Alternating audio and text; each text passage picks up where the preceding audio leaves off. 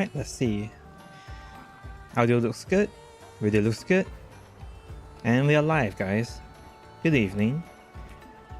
Morning to those in Asia, evening to those in America, baby.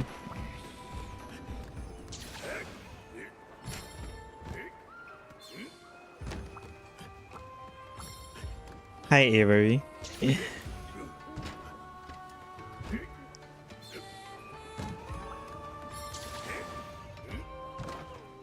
After watching the Matador's Hammer tournament, I was inspired. I had a dream. I had a dream that I would play the hammer, so I did.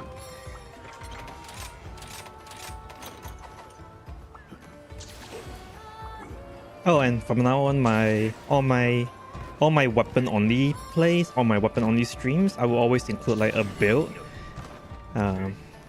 in the description. So rather than me having to go through it on stream, it's easier if people can just kind of look at the image that I link in the description instead. I feel like that would be easier for everybody. A dream to be the greatest bonker, yes. I wanna be the very best, like no one ever was. Alright, I got to start over from scratch though because it's been a hot while, not gonna lie. It's been a hot while since I last played the hammer. But I remember enjoying it, so I'm gonna be relearning it from scratch. Let's see.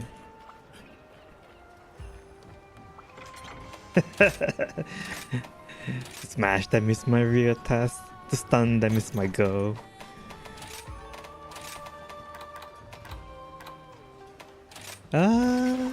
Let's try something. Let's try something lighter.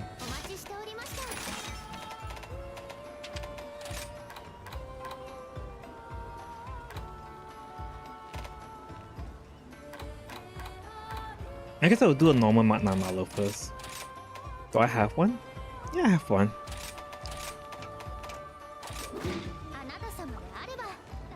The hammer meta has changed. Now everybody's going Mail of Hellfire, so it was pretty easy to make because everybody goes Mail of Hellfire nowadays, so I just went with Mail of Hellfire as well. I literally used my dual blade set. I literally just used my dual blade set for this. I'll have always my dual blade set. The helm is different though. I'm making progress with my charge blade training. Nice. Charge blade is a tough weapon to learn. It's a tough weapon to learn, not gonna lie.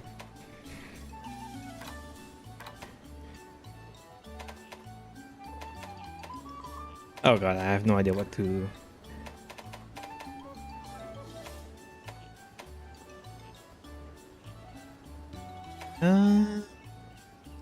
I guess I'll go for medics to proc my heal a little bit more, I guess. I don't know.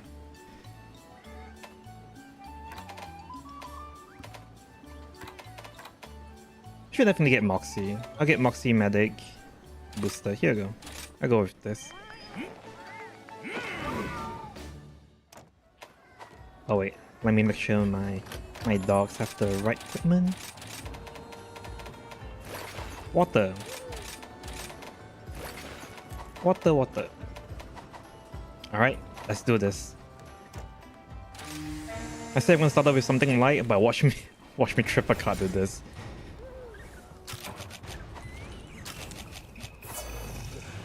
I probably still remember how to play. Switch my hammer to swap my scroll to blue scroll. Bonk. To counter the raw. Ow.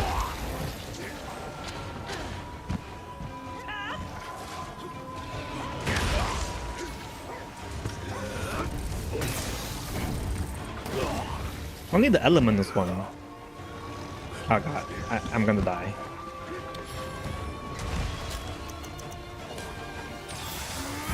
Mail of Hellfire is just really strong for any elemental weapon right now, so any elemental weapon would probably be using Mail of Hellfire.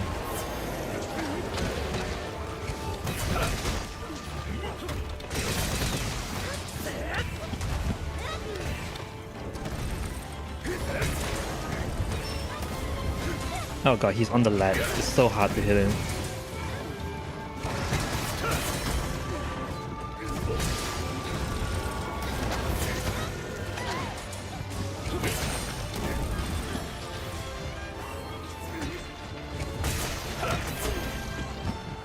I'm gonna walk away from the ledge and hope that he comes towards me instead.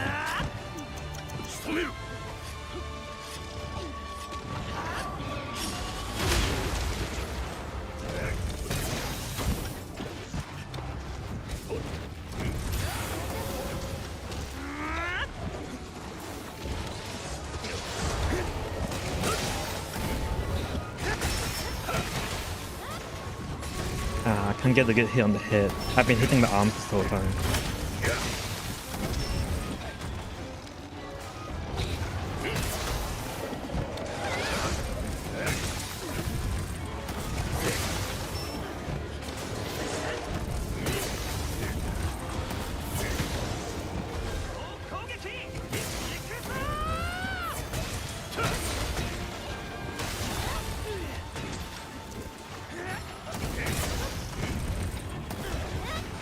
His head is in the ground, I can't hit it. Oh no.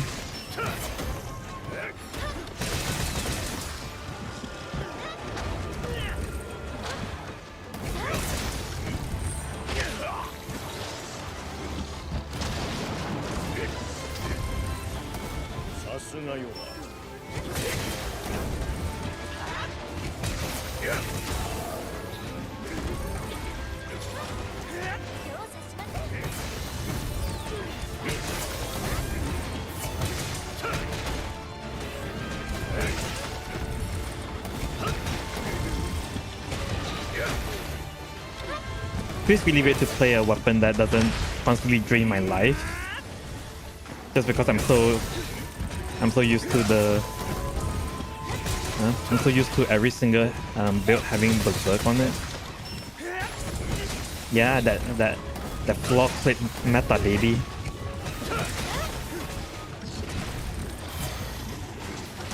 Ah fuck.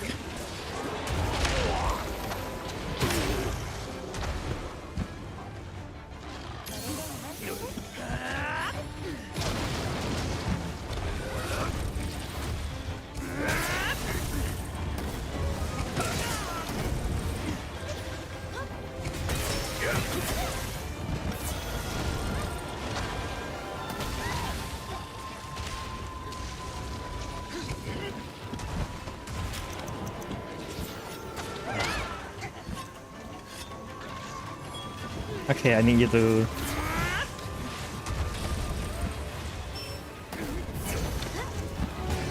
Why do you keep coming back to this ledge area? It's so difficult to hit you from here. Oh. One more?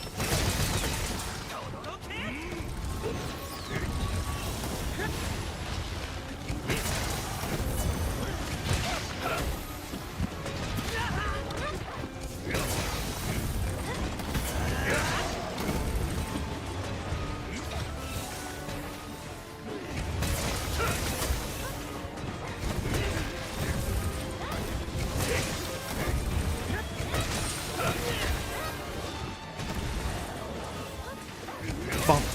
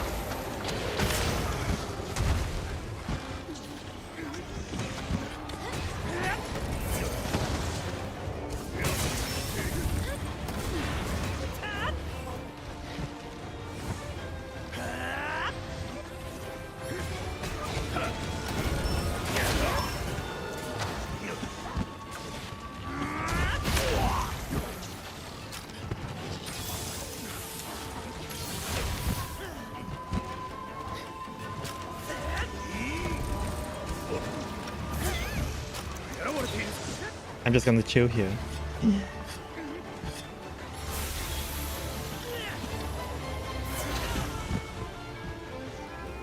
I feel like I need a little bit more sharpness. Or at least it feels like I run out of sharpness really easily.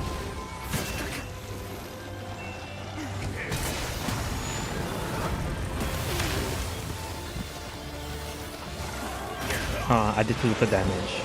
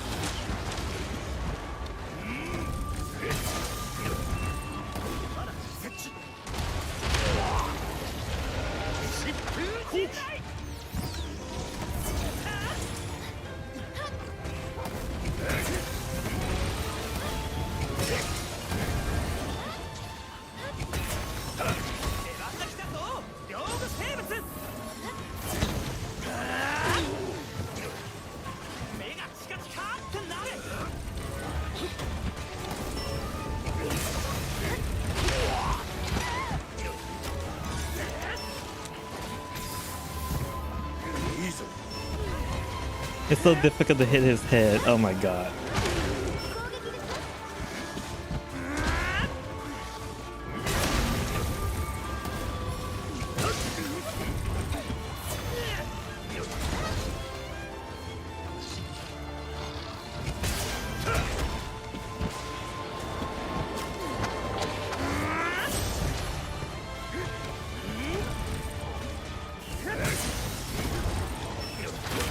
Ah.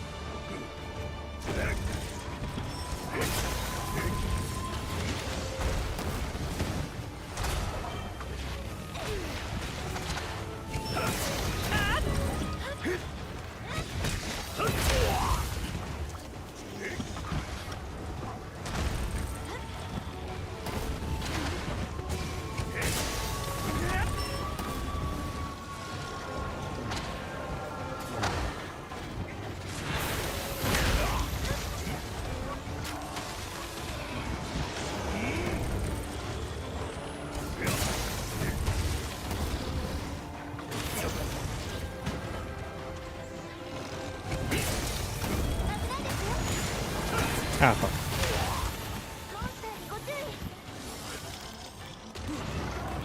Oh, I might be dead.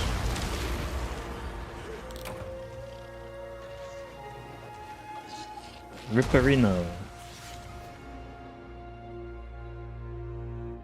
Oh my god, his head is so tiny, it's so hard to hit it.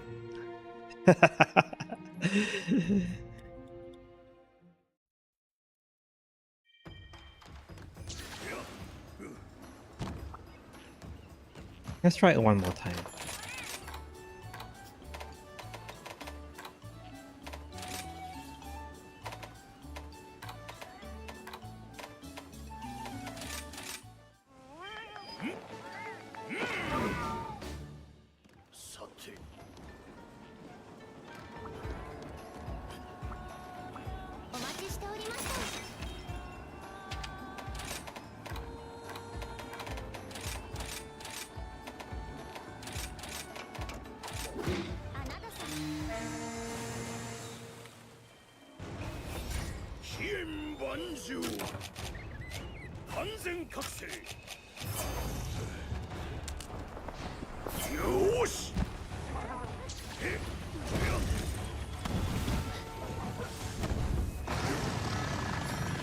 No.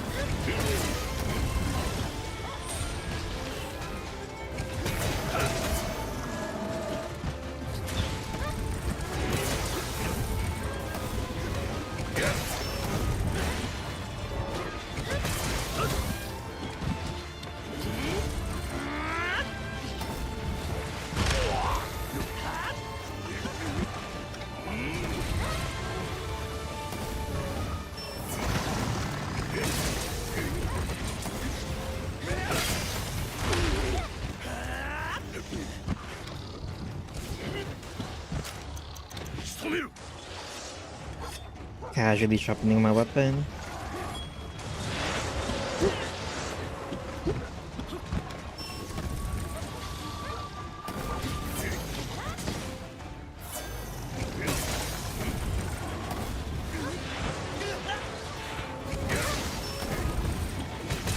Nawas. Easily. If it's an elemental weapon, it's probably Nawas. Ah, fuck.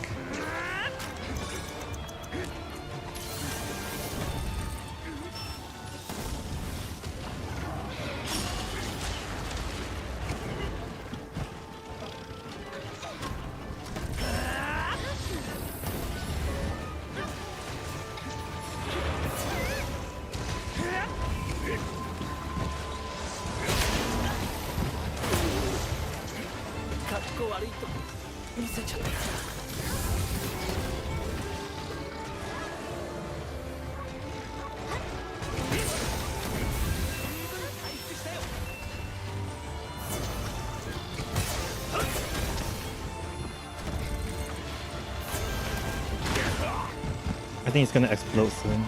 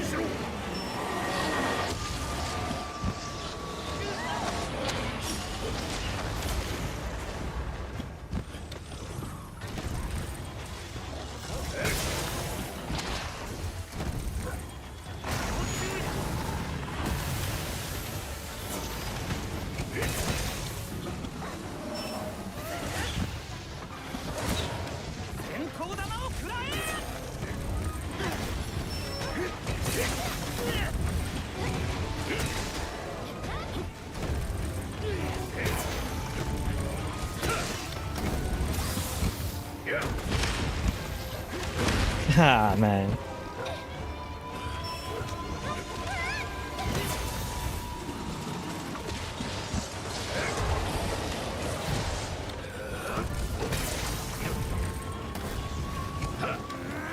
No, I missed that.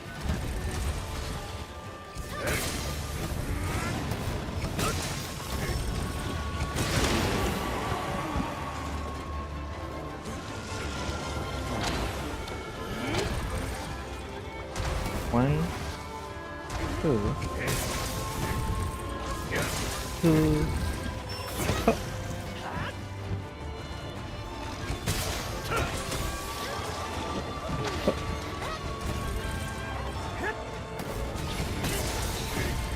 One, two, three.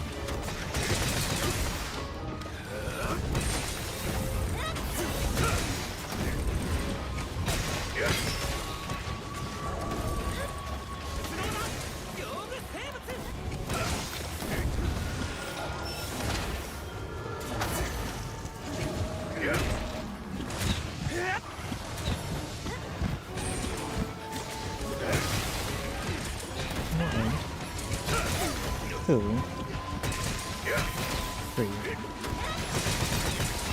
What bit was your favorite in 20 Minutes to Dawn? Actually got quite a few favorites after a while. There's the bat gun that you can kind of use with Abby, because Abby can kind of spam all the bullets at one go, so the bat gun was really good with her. For Lilith, the bat gun wasn't that good because I feel like the bat gun is just weak in general. So for Lilith, I actually went with the sword. Ironically enough, the sword was really good with Lilith, just to be able to clear all the early game trash mob, and then once you get to the late game, you just pretty much benefit from having the ghost kill everything else.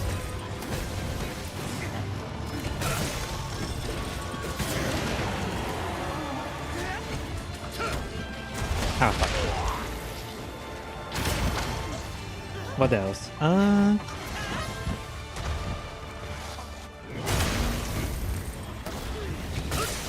also really like Diamond also benefits a lot from having the shotgun. So having the shotgun on Diamond, and you pretty much just go around getting hit by everybody else to build up your every time you get hit, you get like a permanent 10% fire rate bonus. So it has really well with the shotgun. But the shotgun is just generally OP. I feel like the shotgun is the most OP weapon.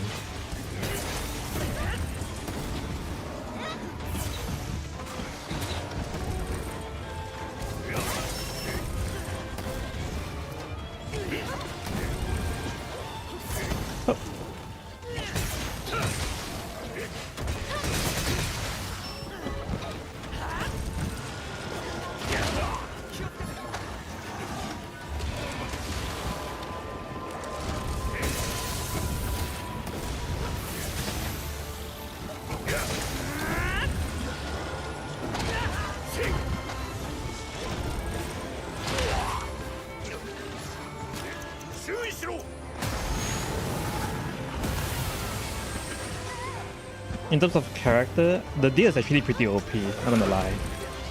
Just because whenever you become deer form, you become invulnerable and you pretty much almost one-shot everything. But in terms of the weapon, I just think shotgun is just way stronger than the rest.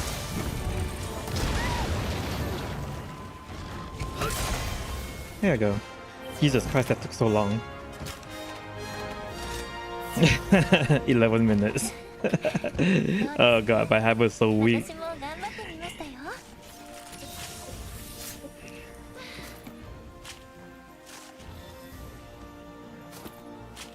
I'll probably do a summary of all the action roguelikes that I play, and kind of maybe do a stream where I just kind of show the endgame builds for a lot of these things, because I'm working my way up to Darkness 15 basically. How could you make the hammer stronger? You mean from a game design perspective, or do you mean like from how am I building my current build?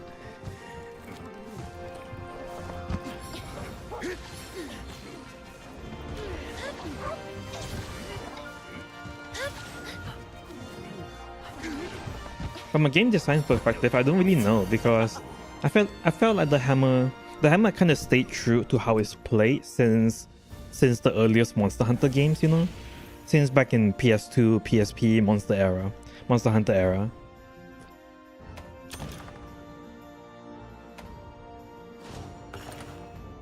I think it's just a little bit harder now, just because everything kind of hits a bit faster and leaves very small window of opening. When it feels like the hammer, you usually wait for things to hit you and then you do a big hit. So like, let's see, I don't know.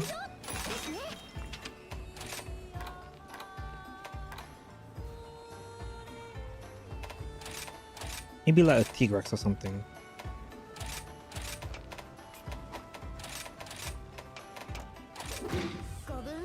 Let me play the strength hammer. Give me a second. I will swap to my strength hammer skill. This one. The original hammer playstyle was supposed to be like the strength hammer, so let me swap out my weapon to match, because this is This is Tigrex, so you need lightning.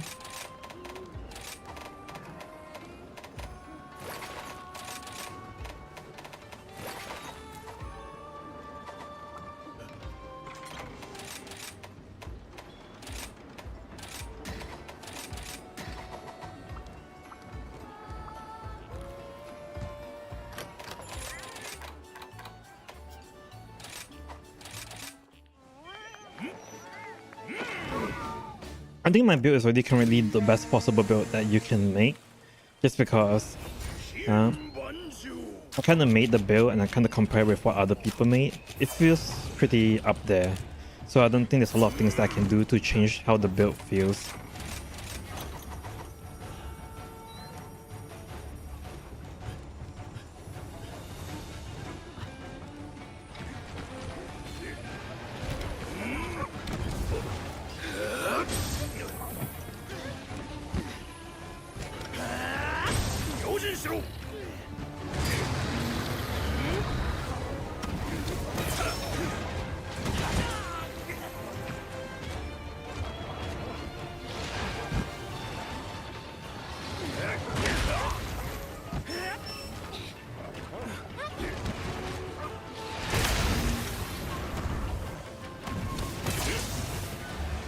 I forgot I'm using strength, so I don't really benefit from the water strike into triple charge, because it goes into my second level charge, not my third level charge.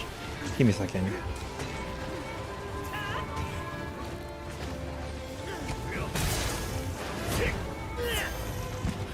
So basically when you play the hammer, the way they're supposed to play is kind of like this, where not getting hit. Give me a second.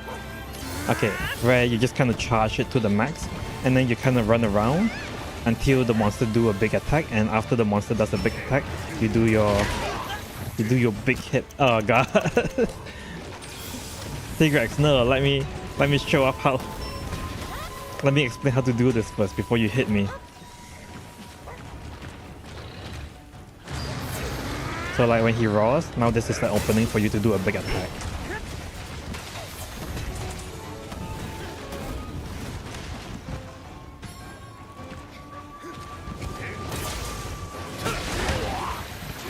Oh god, this is so difficult. I'm just gonna wait for him to come to me. Oh.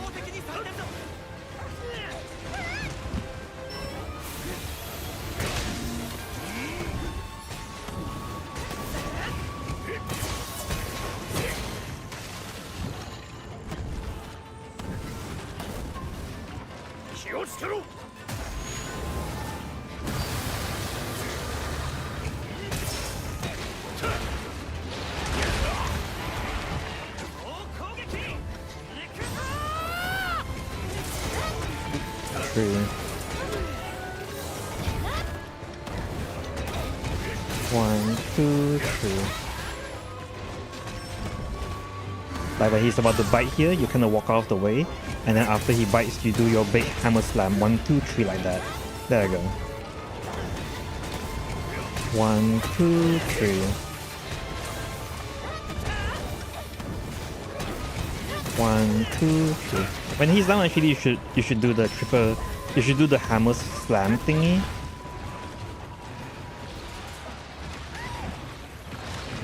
He might spin. Nope.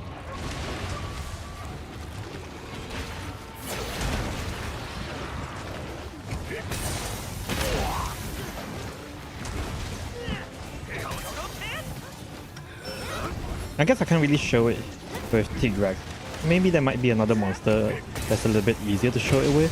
But basically when you play the hammer, you usually just charge until the third level, and the whole goal is that you just run around. You just run around until the monster does a big attack, and when the monster does a big attack, that's when you unleash the bonk. And then when the monster is down, you do your damn it, I couldn't do it. I got to down him first before I can do that.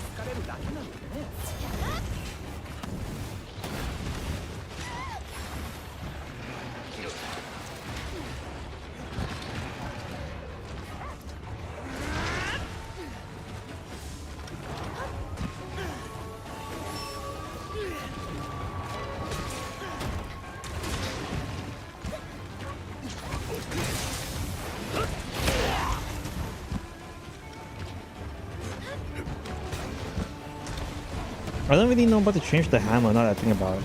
I think it's just a fundamental difference in how Rise is made. Because I feel like Rise is very fast paced compared to all the traditional Monster Hunter. All the other Monster Hunters, usually the monsters have bigger openings because everything is slower. So you either have to speed up the animation of the hammer when it bonks, or you have to give it like a good, reliable way to counter attacks while in the middle of the charge, I guess.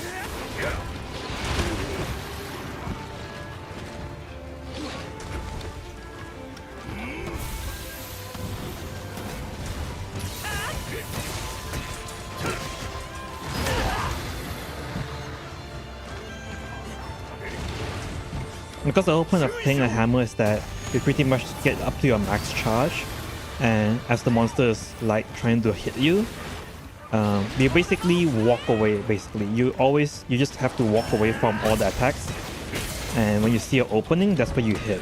So it's a very opening based.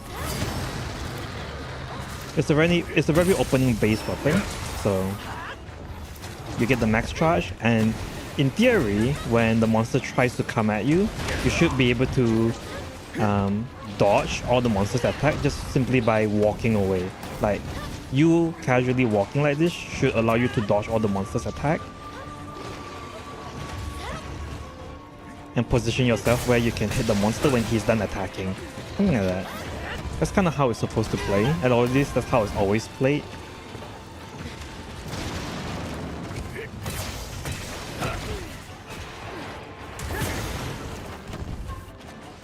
I know I'm kind of hitting the hand here, which is not optimal.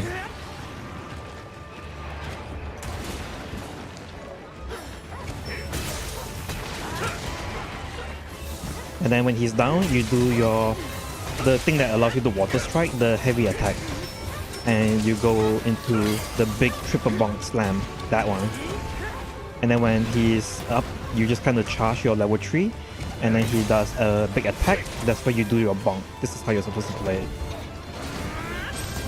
At least this is how it's always been played. In terms of what they should change, they already kind of did it, no? Because they introduced a new hammer style, which is the Courage Hammer, right? Which is a very different playstyle than what we currently have.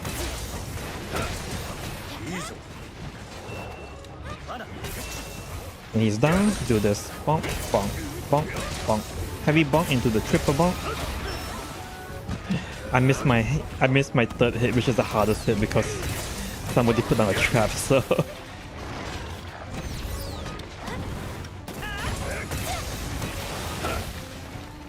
I missed my third hit of the game when he came up. Oh my god.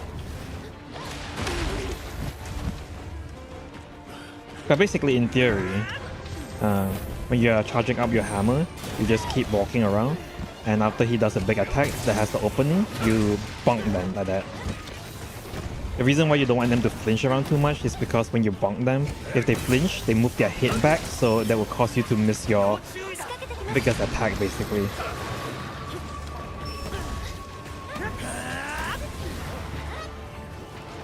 That's why you don't want the monster to flinch, or rather, whenever the monster flinch, it's like a loss of DPS, or at least that's what that's how you will hear some of the hammer speedrunners will talk about when they say, "Ah, man, I was unlucky with the flinch or the part break," because when you part break or when you flinch the monster, it makes them move their head back. That makes you miss your hardest hit on the hit.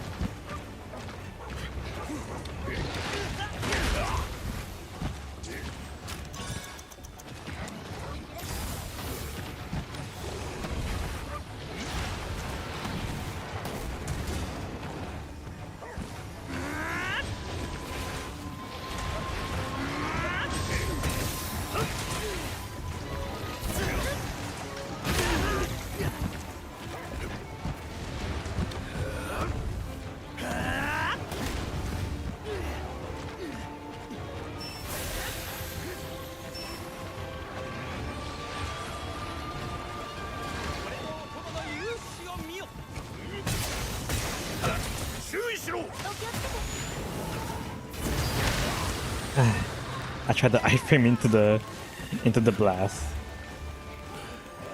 but I didn't time it right.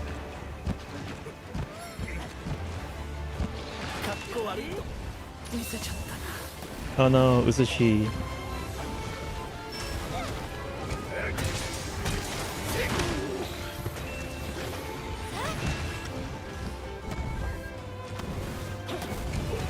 Primal's in the weapon, baby.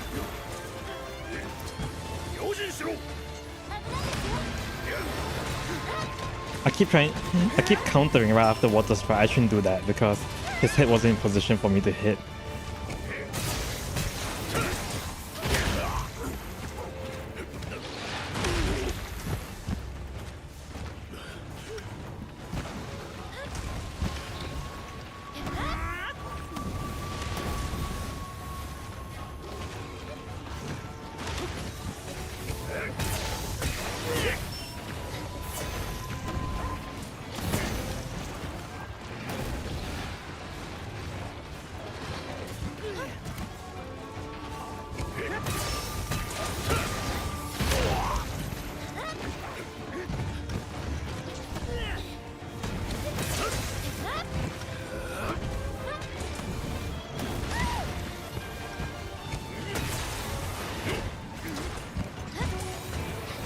Bonk, bonk.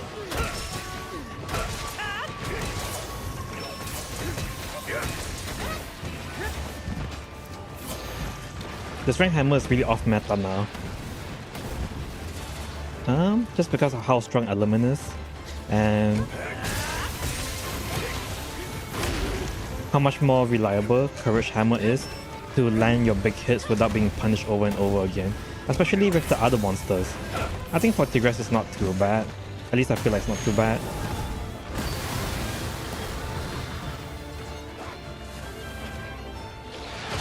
Primal Xeno is the best choice, but I'm thinking with Ultrasound bias, sure. That sweet white sharpness, baby. Okay, I shouldn't have tried to attack that opening.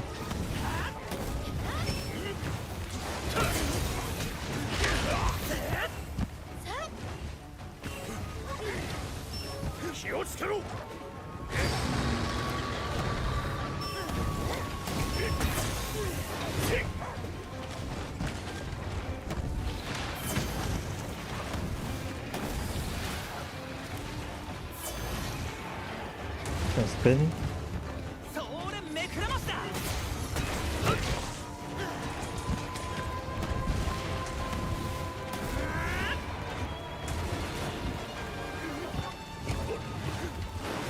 No, I missed all my hit. Oh god.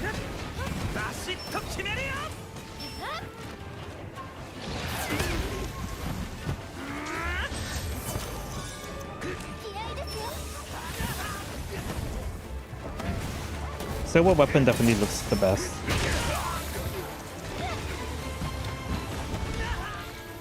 It has that knightly feel to it. Alright, let's end this. I think that took way longer than it should.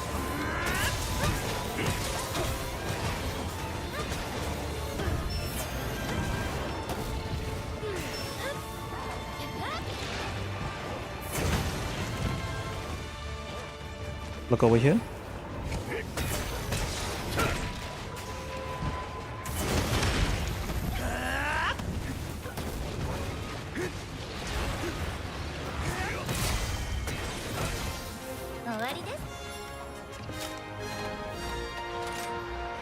(14 minutes 29). I feel like that's the average time for an average player. I'll switch to the courage. I think the courage is way more reliable. Courage is just the courage playstyle is not the traditional hammer playstyle. It's a new thing that added in Rise, Sunbreak, I think. But it's way more reliable in landing hits, just because you don't have to charge to the third level and commit to it. Instead, you can kind of do small hits and dodge out of the way if needed. It felt like the developers definitely knew that the hammer playstyle, without because of how slow it is, without some form of defensive counter, they needed to have a sting for it, I guess. because for the great sword they added strong arm counter. Basically, they took advantage of the wire bug system and added strong arm stance to the great sword, and that added a whole new depth to how you play the great sword. So rather than just tackling to, you know, tank the attack, you strong arm stance into the final slash straight away. But for the hammer, you don't really have that, I guess. There's no wire bug counter to immediately go into your final charge to hit the biggest bonk. It felt like they wanted to maintain like a difference between the hammer and the greatsword playstyle.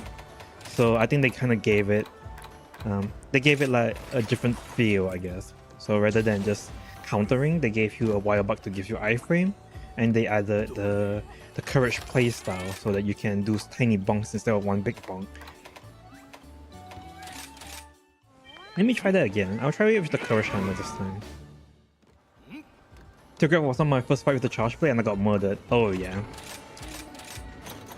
It's a bit hard to tell what the opening of Tigrex is compared to some of the other monsters, I guess. I might do a charge blade on Tigrex one just to kind of like refresh my memory on how it felt. I don't have an updated build though, so I'll probably be using an old build, but that's fine.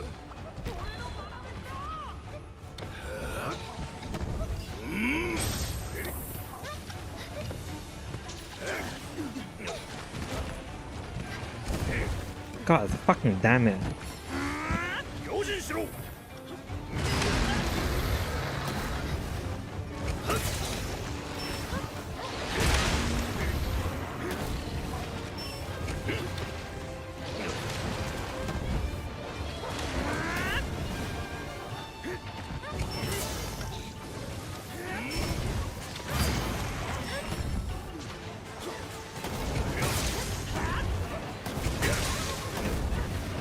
Do I organize build by weapon type? Yeah.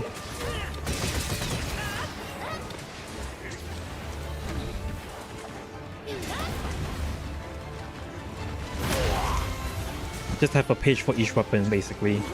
Sometimes I will have like a test page for sometimes I will have a test page for all the weapons that I'm currently testing out.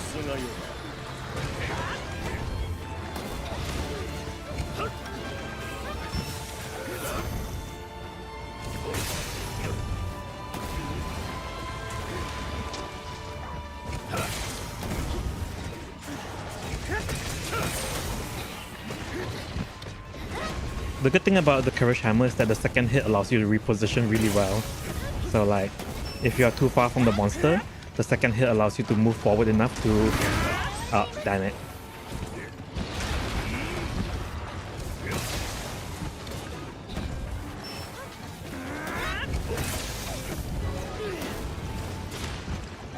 Like the second hit allows me to go right into his face for the big bonk, and then goes into the third hit.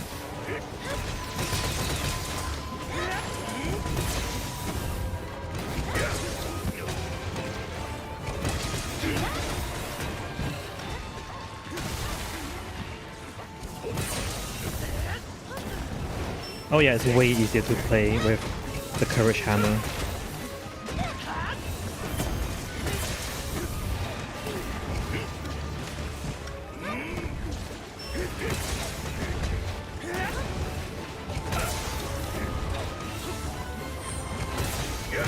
Punching the monster in this case is actually really good for me just because when he flinches it gives me the opportunity to do a bigger hit.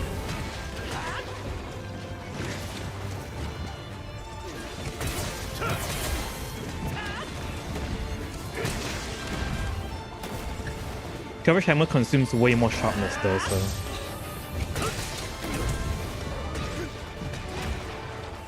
I'm just gonna spin.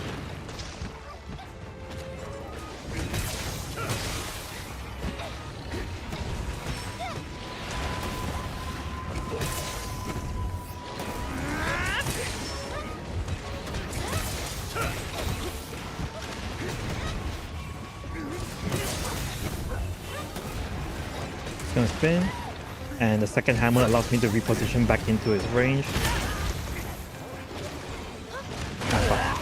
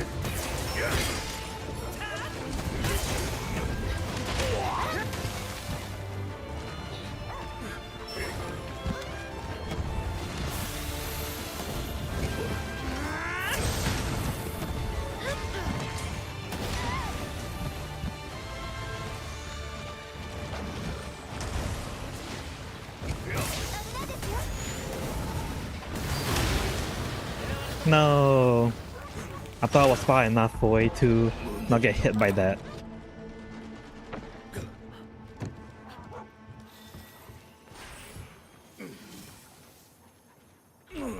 I think going to camp resharpens my weapon, so I'm just gonna go back to camp. Does it resharpen my weapon? Yep, it does. Nice.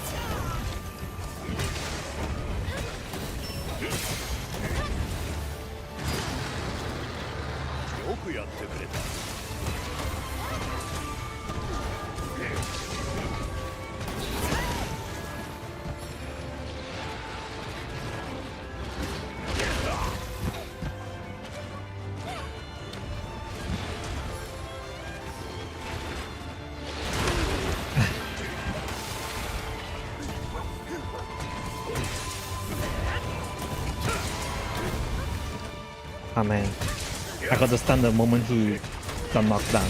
That was a waste.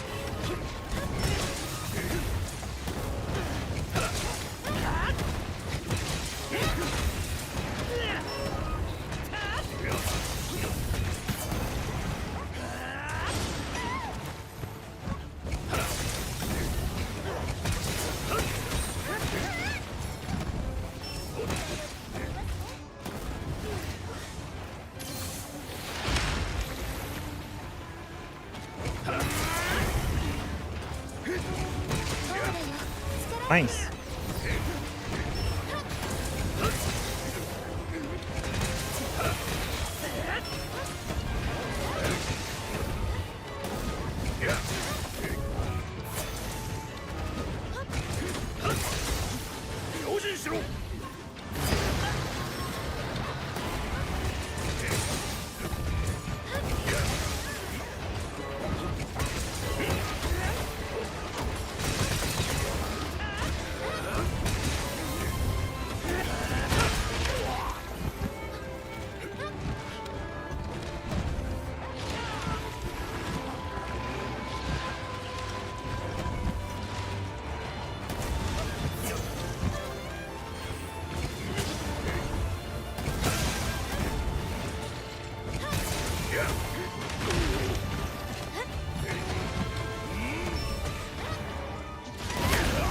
Ah, man.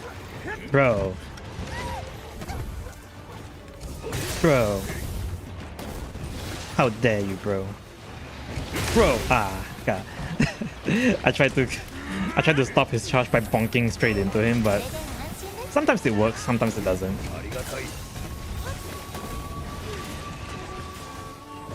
Bonk. Bonk.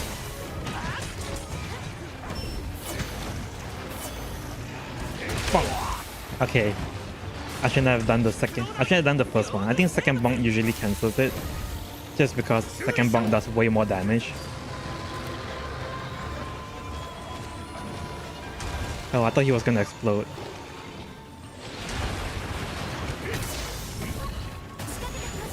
Okay, now he explodes. Bonk.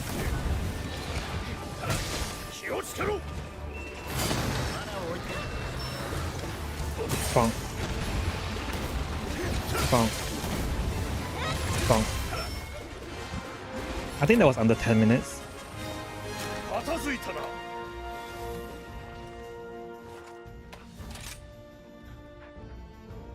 924, nice. Way faster compared to the strength hammer style. About 50% faster, I think, now that I think about it, because the other one took me 15 minutes, so it only took me 10 minutes, so.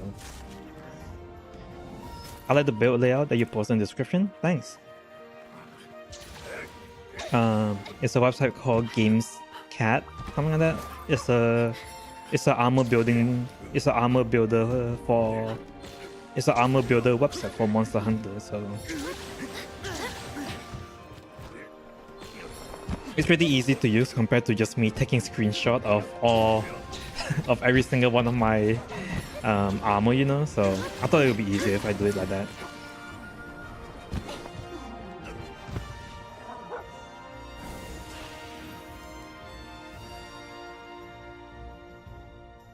I'll probably be using that from now on, just because it looks nicer. Or like, it's easier to read.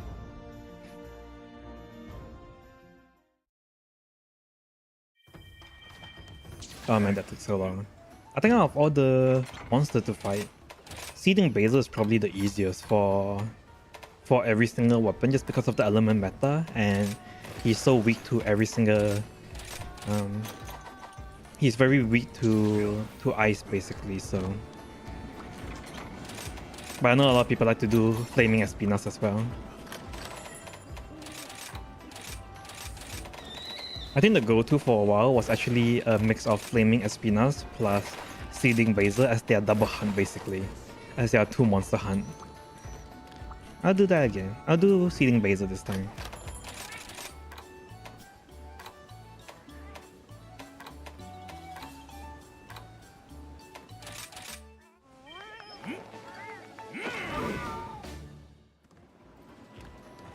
Should be easy, maybe, question mark. I always say that for every monster and then I just get pwned. It's a word that people don't use anymore.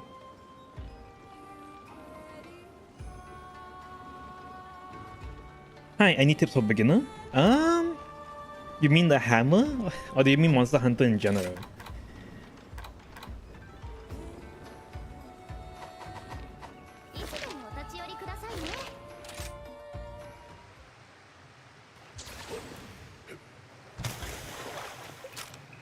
One of the cool things that you can do is... Oh, you don't have Sunbreak yet. If that's the case, then you might be... I forgot what do they have in Rise? You won't have Courage Hammer in Rise, right? You only have Strength. Do you have Water Strike? I think you guys have Water Strike. Let me double check. Rise... Yo. Sunbreak.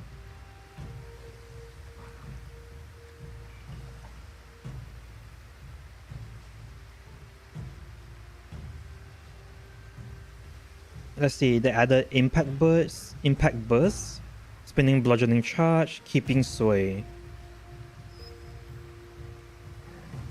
Oh, I guess you guys have Water Strike. Maybe you guys have Courage in Rise.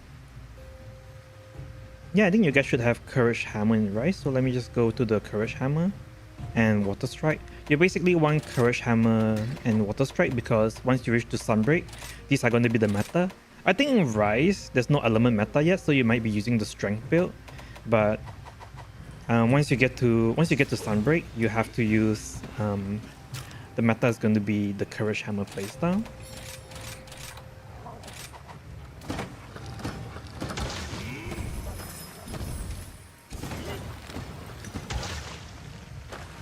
A few things that you just have to learn is that you just have to learn the Water Strike. You just have to learn to Water Strike basically. When the monster's about to hit you, you press your heavy attack to Water Strike to... It's pretty much like a parry where you can block the attack. And when you Water Strike, you are given two options. You can either do the upswing, where you just do your light or heavy attack button. And it does 794 damage.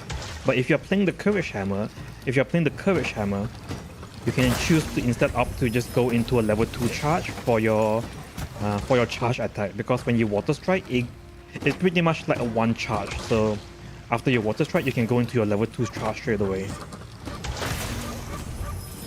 You can dodge out of the way, and when the monster hits, you can level 2 Water Charge like that. Level 2, not Water Strike. Level 2 charge attack like that to perform your to benefit from the Water Strike counter.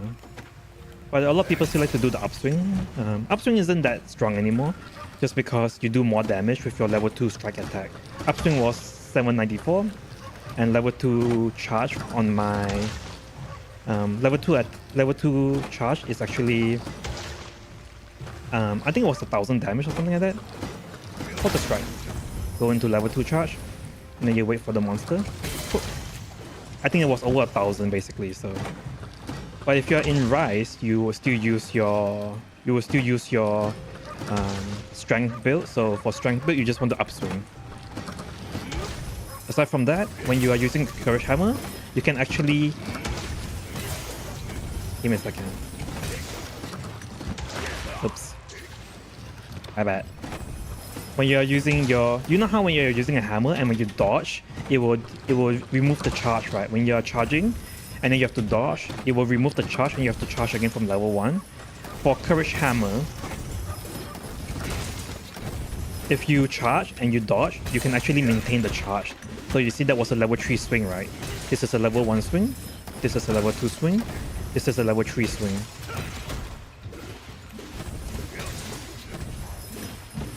And if you are using a Courage Hammer, you can actually dodge. When you charge up, you have a short duration where you can dodge without losing your charge. So in the future, when you learn the Courage Hammer, you have to learn to reposition using this.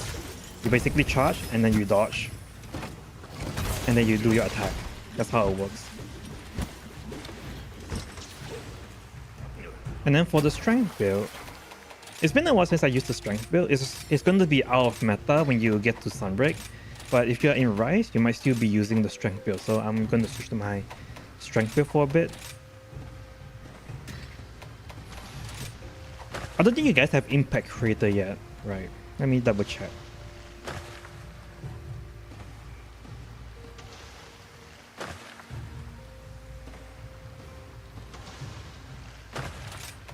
Does it matter if I use Desperado? I don't know what's Desperado. Is that a skill?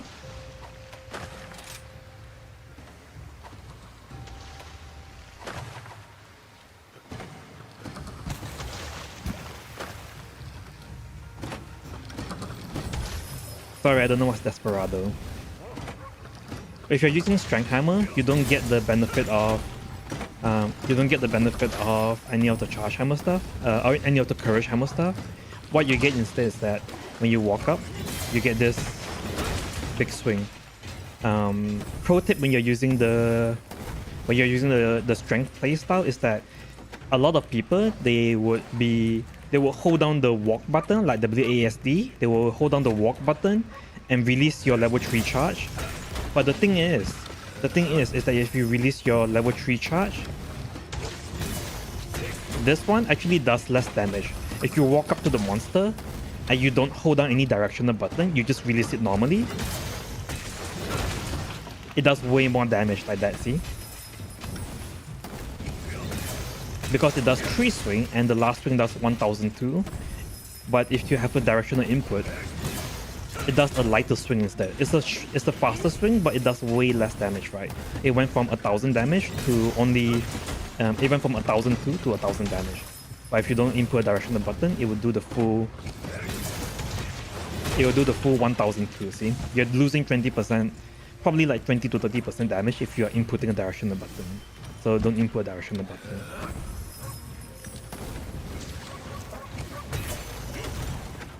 That's about it.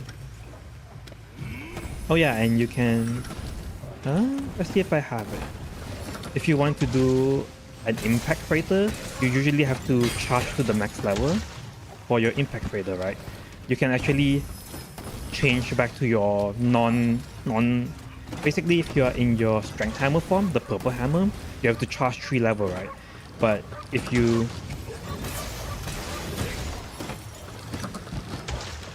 switch back to your yellow hammer like that, it instantly goes to level 3, so you can just go straight into impact freighter. That's usually how people do it. That's why you see some speedrunners is they will do that. Desperado is the double knife. I think it's the dual blade, right? Desperado would be the dual blades then.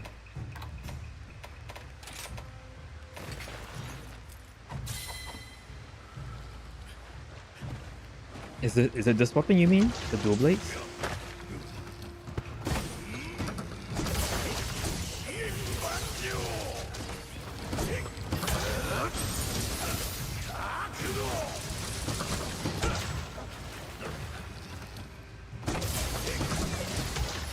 For the dual.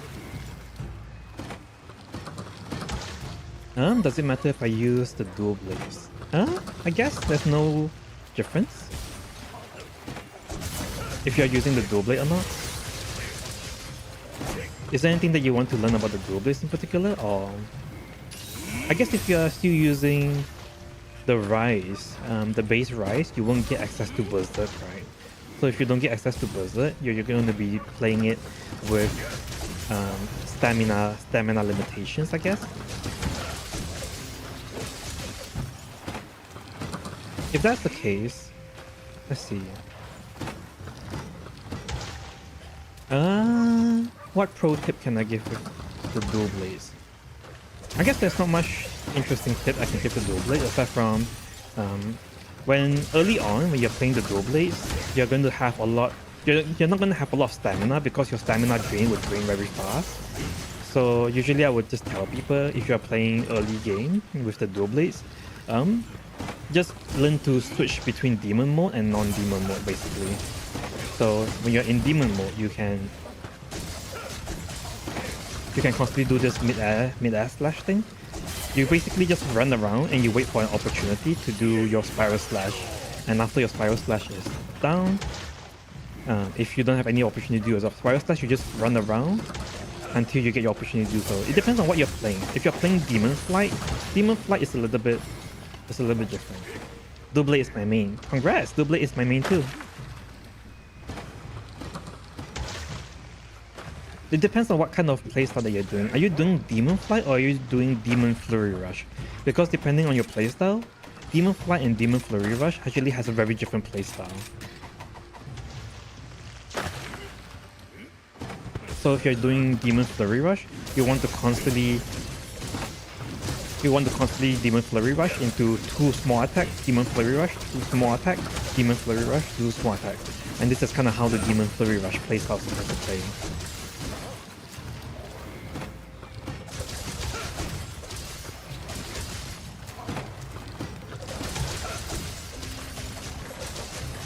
But if you're playing Demon Flight, you want to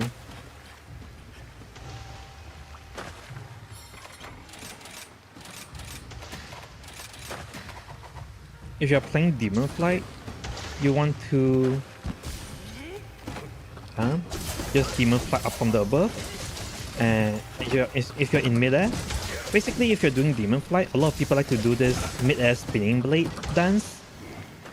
It's not a bad attack. But the problem is that it's really bad DPS. For some monster that has a really long body, like Elmundron, like Ratalos, something like that, they have really long bodies or something, it's worth it. But for most monsters, it's actually not worth it to do this. Is you actually get more damage by just simply doing Demon Flight and then just doing mid-air slash to the ground, basically. Or just doing Demon Flight and try to Spiral Slash from above. This is the go-to DPS bread and butter. But if you don't have Spiral Slash because your Wirebug is up, you just do your mid-air round slash. And because you're playing early game, you don't have you don't have any damage that comes from you can't maintain your demon mode all the time because you're gonna run out of stamina. So when that happens, you want to turn off demon mode and just simply use this demon mode. I think this is called Pharaoh demon mode or something like that. In your arch demon mode. Here we go. In your arch demon mode, basically when you're not consuming stamina, you pretty much do a mid-air spinning blade dance. So just like how your heavy attack. Give me a second. Let me try to do it. Just like how you used to have a heavy attack that allows you to spin across the monster, it's actually faster, it's actually more DPS to do mid-air spinning blade dance like this, and then ending it with a spinning blade dance finisher. This is your bread and butter DPS combo. So a good example of this would be, I'll bring it to the test run. Do I have an old build that I can use? I don't have an old build that I can use.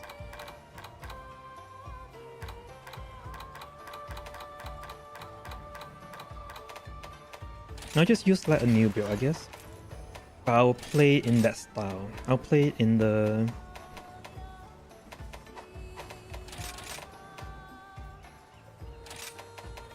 I'll switch out Berserk for something else so that I can play in a non-Berserk style to kind of show how it plays. Let's see.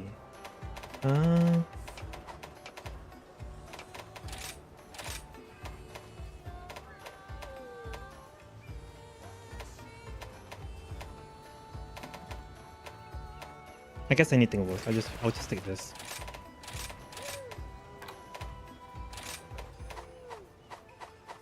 All right.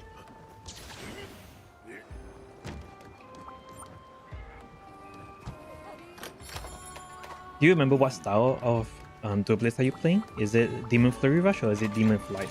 I guess I'll do both. I'll do one Demon Flurry Rush and I will do one Demon Flight, and I'll kind of show how both of them plays.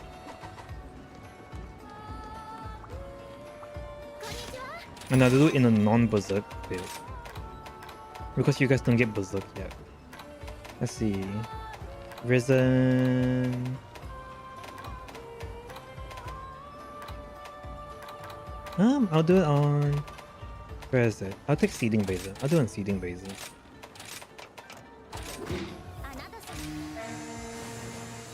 I think you guys should have Spiral Slash by then, so I'll just play it with Spiral Slash included.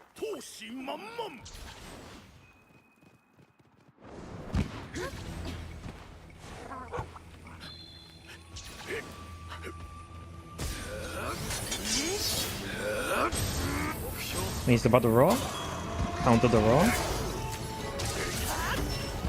Oh, is this my Demon Flurry Rush build?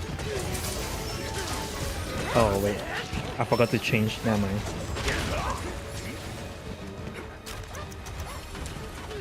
Alright, got my build done.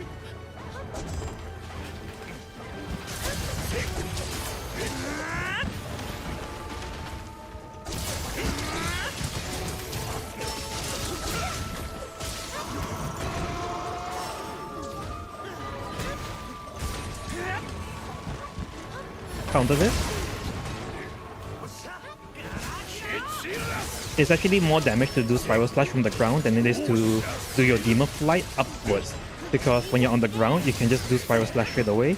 But if you use Demon Flight, you have to wait for the Demon Flight animation to finish, basically. So, and when you run out of stamina, you stay in your Archdemon mode and constantly just spam Demon Flight on the monster.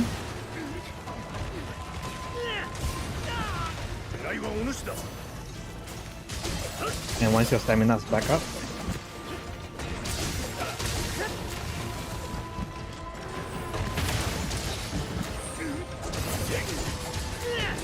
for Seeding Baser, I think it's okay to do Demon to do the spin just because he's big enough. And when your stamina's down, spam Demon Flight around the body until he breaks. Basically, you don't want to use Spiral Slash. When you see that he's kind of moving around, you don't want to use Spiral Slash because when you're using Spiral Slash, he could bump into you, right? He could do a charge attack, he could do a spin attack, and that would pretty much break you out of your Demon Flight, so... Just gonna reshuffle my weapon. But whenever he's down, just use Spiral Slash. This is your biggest damage skill, so you should be spamming this whenever you can. And then when he's up, go back to your...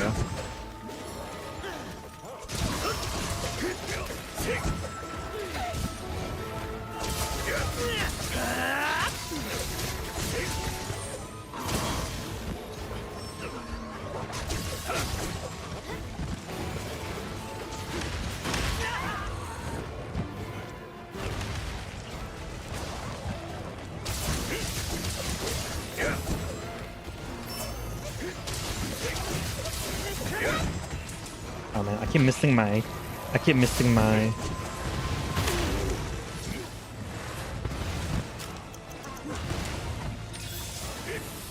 Oop.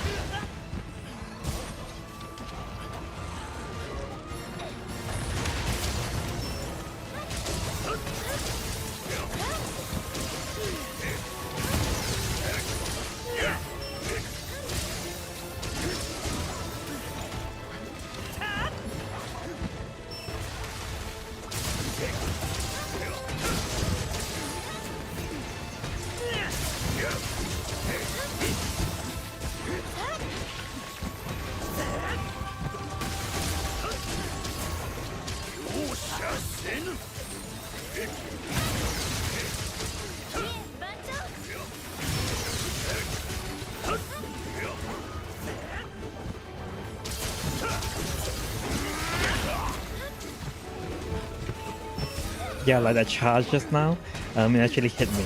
If you were in the middle of a Spiral Slash, that charge will hit you as well.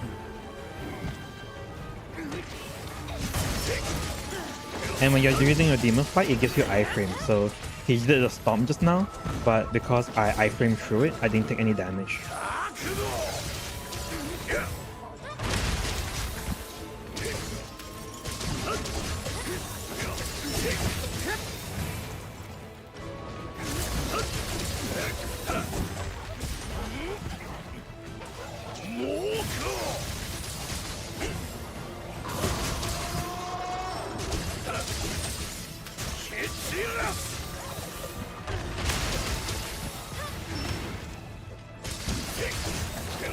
It's really awkward to play with Demon Flight just because once you get into Sunbreak, you get Berserk, so you don't really have any more stamina problem.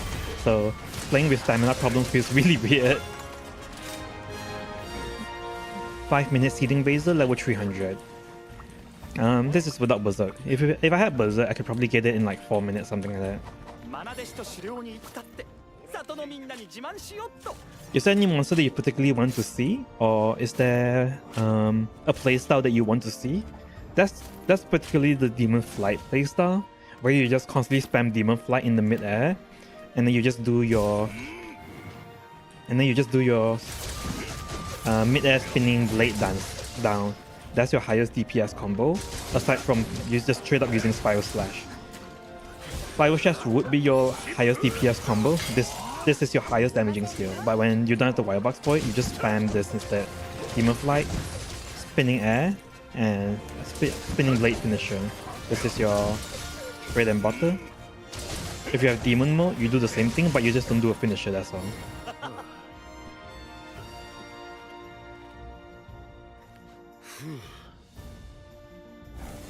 If you're playing Demon Flurry Rush, the playstyle is going to be different because instead of constantly jumping on Basil and hitting the top of him, you are going to be on the ground trying to dodge his attack while going in and out, spamming your spinning blade, spamming your Demon Flurry Rush, my bad. Spamming your Demon Flurry Rush.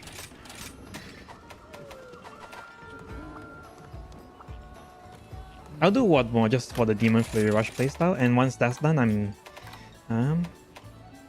if there's no other question, I might go back to my hammer because it's supposed to be a hammer stream.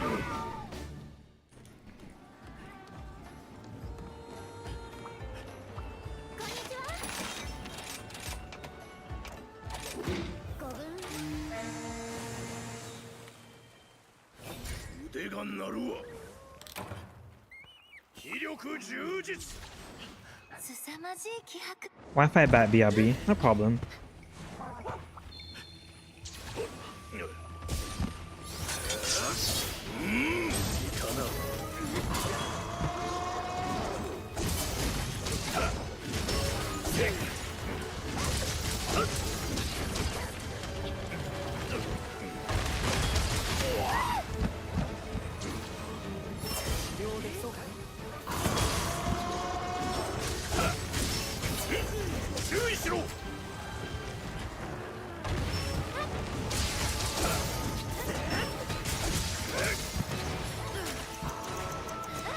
I'm trying to be powerful. And we are. And we are. What's up, Zerais?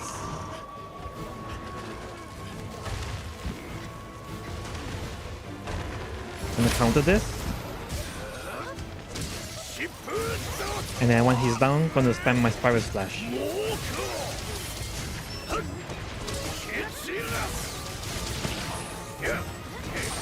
And once he's up, because you're playing the Demon Flurry Rush, you pretty much want to go in and out for the Demon Flurry Rush style.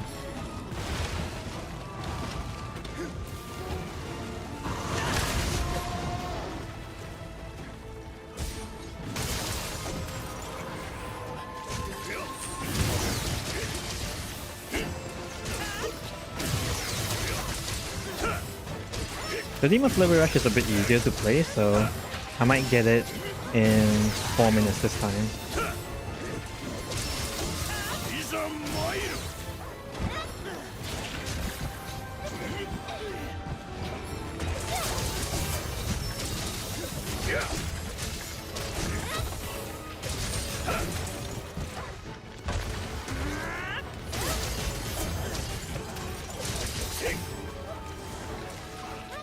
One question about Sunbreak. When you get Sunbreak, does everything you go to Sunbreak? Yep, everything carries over to Sunbreak when you buy it. But when you get to Sunbreak, you pretty much unlock something called Master Rank, and all your higher rank armor in Rise is going to be replaced by your new Master Rank version, basically, because the Master Rank version is just going to be way stronger. But you'll be using your base Rise armor to carry you through the early stages of Master Rank, because there's going to be a lot of Master Rank monsters that you just have to beat first. You'll be fighting a lot of the same monsters, so you're just fighting the Master Rank version of them.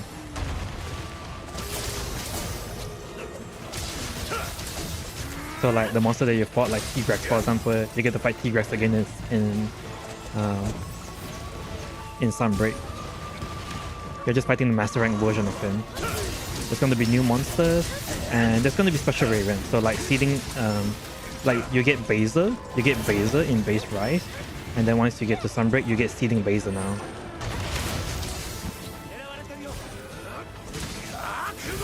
Which monster should I use Flurry Rush on instead of Spiral Slash? You always use Spiral Slash on all the monsters. I think you mean which monster do you use Flurry Rush versus which monster do you use Demon Flight? I think that's just a playstyle choice. I never really felt like I need to use a particular style. It just always felt like whichever one was easier for me to kind of pull off.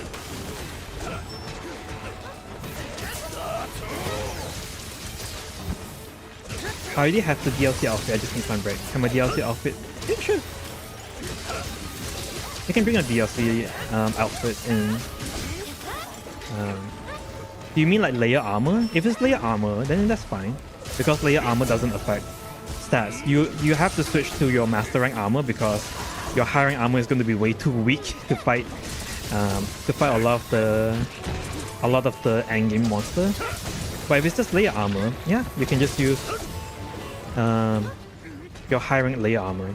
I think my armor right now, this armor is a base rise armor, right? This armor came from the USJ event quest in base rise, and I'm using it until now. I literally didn't change my layer armor since base rise.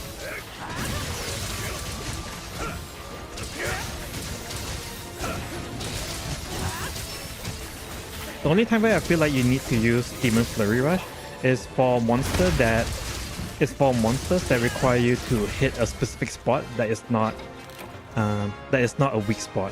So stuff like Scorn Magna Malo, for example. I mean, it took me 5 minutes. I thought I can get it a little bit faster this time. So stuff like Scorn Magna Malo, or Elmundron, the base one, not the mud one, Elmundron, for example. These are monsters that I think Demon Flurry Rush is way better, just because you can hit you don't have to go off your way to hit the weak spot. You can just kind of hit the legs or something that does way more damage.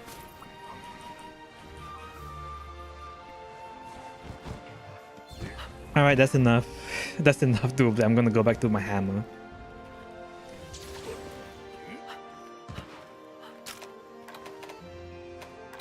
I think my layer armor should be...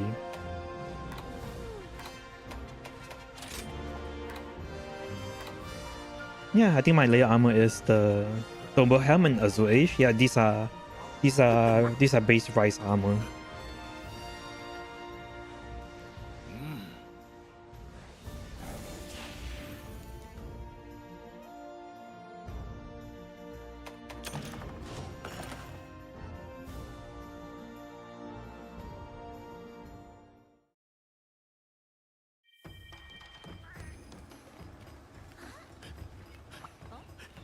Is Elmundron fun to fight with a hammer?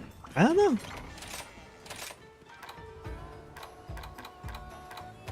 I can give it a try right now.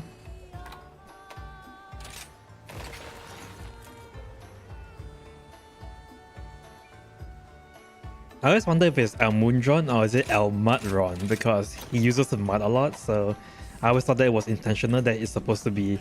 his name is supposed to be Mud, so... I always call it Elmundron, but it could be Elmudron for all we know. Because he's the boy that likes to swim in mud.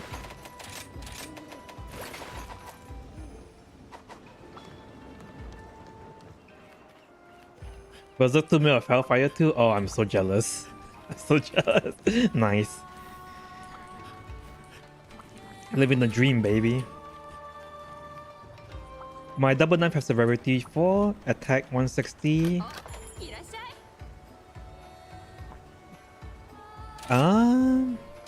If you're using dual blade, your double knife, you should use element that's not poison, because I don't think status is actually that good on it.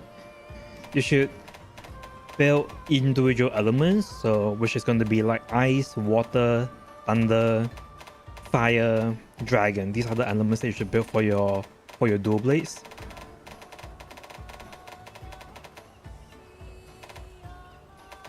Gravity 4 would be around here, I think. Yeah, these are your base rise stuff.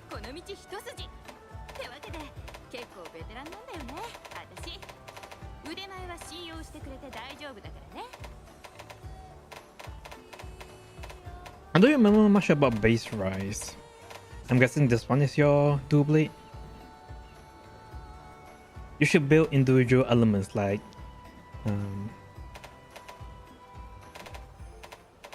you should build individual elements for your dual blade. I don't know if you have a good set of elements. I know that Xenogear was probably my go-to in base rise. I think it was Xenogear. Barroth.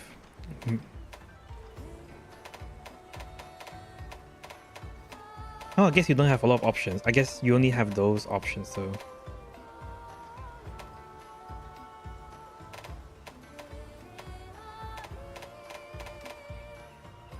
Xenogear, Barroth. I think it was the Guild Tree. Oh, Ratalos. I think Ratalos is way better. Ratalos for fire. I guess Akosom can work too. Akosom or I don't think it was Kazu. I think Kazu had a really bad element, because if you have something that is dual element, it doesn't proc both together at the same time. Let's see where's... Oh, it could be Toby. Let me see. No, I think it was Xenogear. Kazu... Where's Kazu? Yep, Kazu is a dual element. So you have Thunder and Paralysis. When you have something like Thunder and Paralysis together on the dual blades, what you would think that will happen is that every time you hit, it will proc both at the same time. But that's not how it works. If you have two elements, when you do your hit, one hit procs the Thunder, the other hit procs the Paralysis. So you're actually doing half your Thunder damage whenever you have dual elements like this. So dual elements is just bad because you're losing like half of your Thunder damage. Whereas if you just get something like Xenogears, you just get your full Thunder damage straight up. Maybe Kazu will still outweigh Xenogear with half. No, half of 28 is 14, half of 22 is 22. I would say that Xenogear is probably the better ones.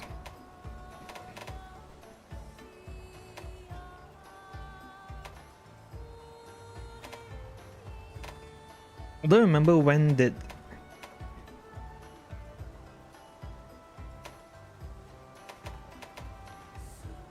Toby Kadachi? Let's see. Toby might have better slots. I don't remember. Toby the element is pretty weak.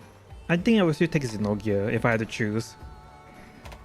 Because when you're playing dual blade, the whole point of playing dual blade is that you're playing elements, right? For Dragon... if you want to bring your weapon up to Sunbreak, I would just recommend the Alucant tree, just because this weapon will eventually be used in Sunbreak. But you can use your guild tree or whatever that's convenient.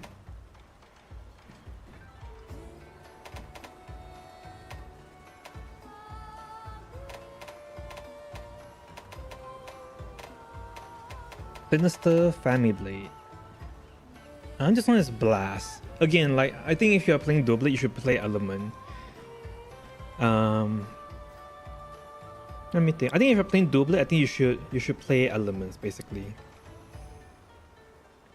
If you're playing Blast, I think that might be okay for a while. Blast and Poison could be okay, I guess. I do not know about early rise. Maybe early rise, you're not that dependent on elemental damage, so I would say that it's probably still okay, because if you play the demon, let's see.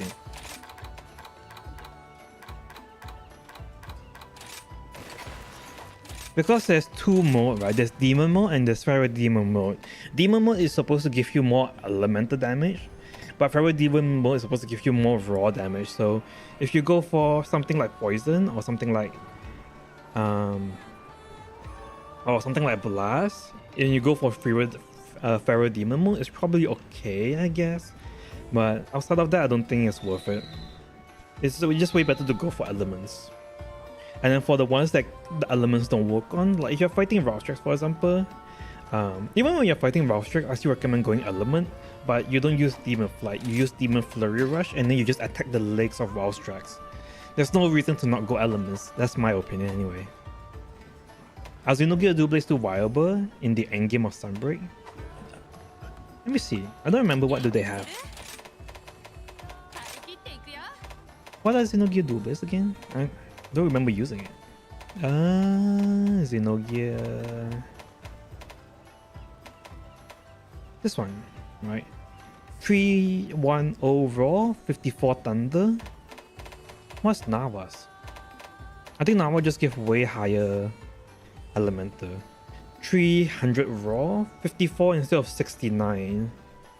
And Nava has purple sharpness. Does Xenogear has good purple sharpness as well?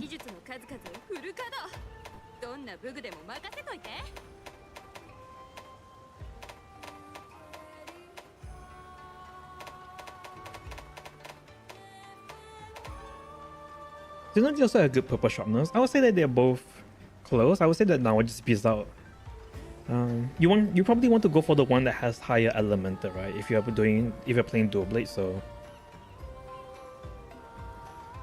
Nakakuga dual blade is best for early game, is it? Oh, it's Nakakuga's again.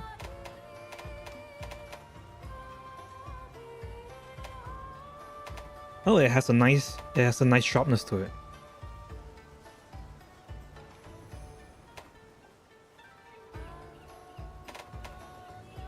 Yeah, if you want to play Nakakuga dual blade, I think that's fine. But like, there's no elements for it, right? I don't know. I feel like if you're playing dual blade, you should go for elements. That's kind of how dual blade has always been. Dual blade has always been an elemental weapon, so I think if you're playing dual blade, you should definitely go for element. Because elements, basically the way the element works is that each small hit of your damage procs like the full damage of the elements, right? So if you play like the greatsword, for example, your greatsword third attack does like what, 4,000 damage, but if your element damage is only 100, it does 4,000 damage plus 100 element, right?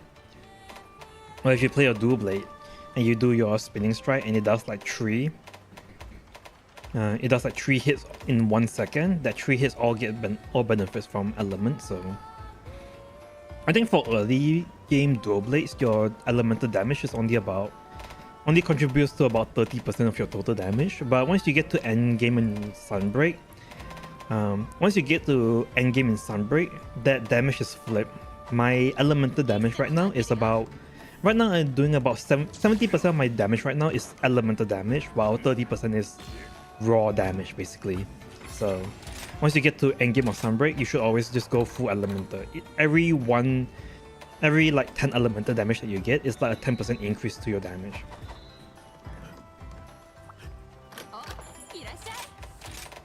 I remember Naga weapon being super good just because it has a nice crit to it, and I use it on my light bowgun. I think Nagakuga's light bowgun was the meta pierce light bowgun for quite a while.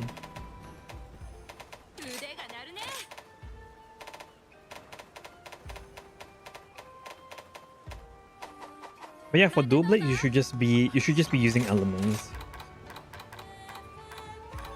I don't remember much about early game meta, so I could be wrong. I might be wrong on some information. So if you find somebody else that is playing, that did a base rise guide that says otherwise, feel free to follow them instead. Because it's not gonna lie, it's been a while since I last played base rise. I don't remember much about it. But even for stuff that is resistant to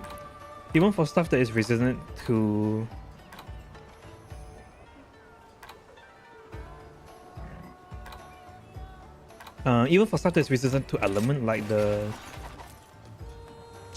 Valstrax, for example, you should just play dual blades, but instead of just doing spiral slash, you attack different spots of his body, right?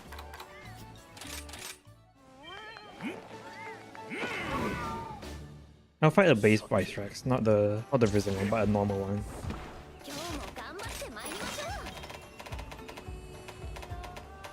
I don't think there's any monster that I ever fought that I thought, oh, I need to use raw. At most, maybe something like maybe some of the monsters I feel like I need it. Maybe like Golden Wrath or something. Maybe.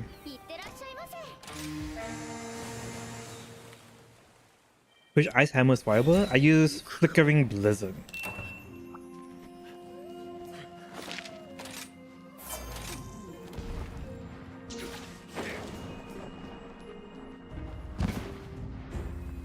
Plus I'm on Switch. Oh nice, if you're on Switch you can get Sunbreak right now, right? Because the already has the full Sunbreak expansion.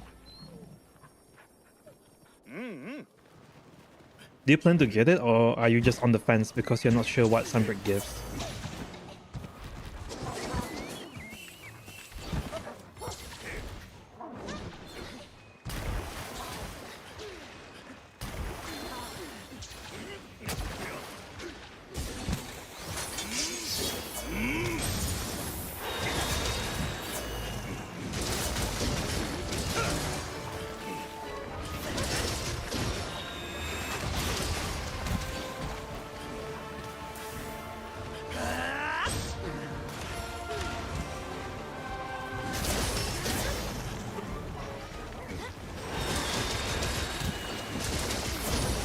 So when you're fighting Raustrax, when he tries to raw, you drill into the core like that to break him, and then he will drop to the ground.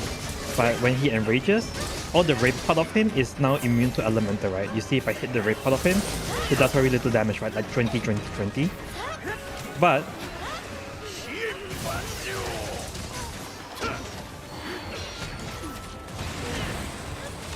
let me just try to dodge that first. But if you don't hit the rape part, you can just hit the legs. The front legs particular. Look, if I hit the front legs, you can see how my damage goes from 20, 20, 20 to 200, 200, 200. Because his front legs doesn't have the element resistance. It's only the glowing rape part of him that does. And his back legs. So you just gotta hit the front legs like this. And this is where you would play Demon Flurry Rush over Demon Flight. Because you don't want to... because Demon Flight is worthless on him.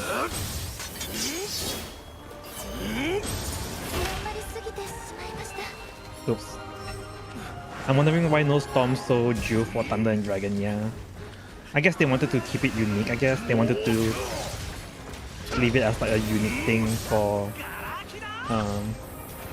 those particular weapons. Because I think it's just meant to be for a Nawa and Ibushi thing. They should totally give it though, I'm not gonna lie.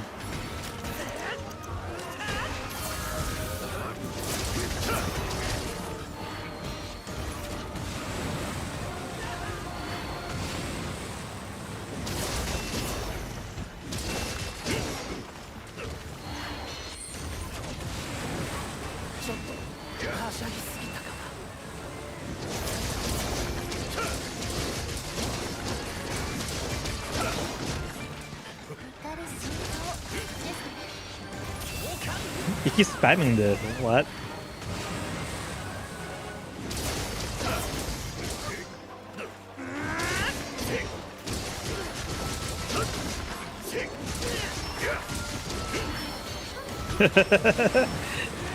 I guess that's only it.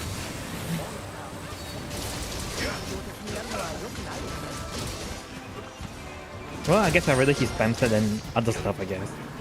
He could easily spam the one where he flies into the air.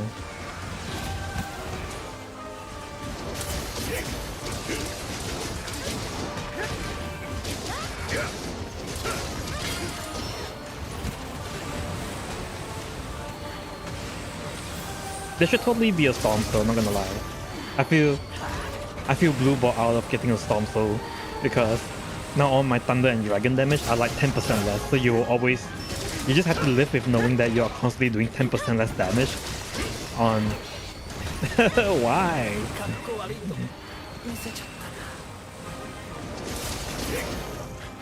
He finishes a lot too. It's very annoying.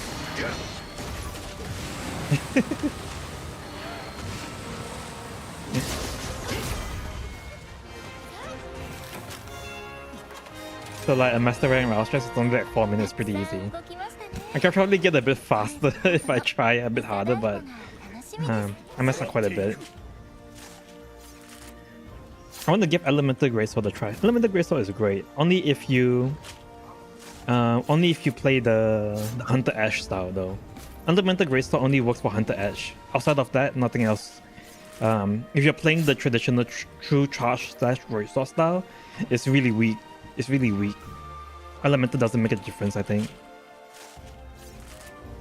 I think the current meta is that people just use either the highest raw using like, I don't know, like Mana Malo's Greatsword or something, or they go for the Amatsu's Greatsword so that when they proc their strong arm stance, they get like an extra 10% more damage to their True Charge slash. So I think an Amatsu weapon is the meta for the True Charge slash build. But if you're playing Elemental, the Hunting Ash build is actually really strong. I think I still have my Hunting Ash build. Let me go take a look.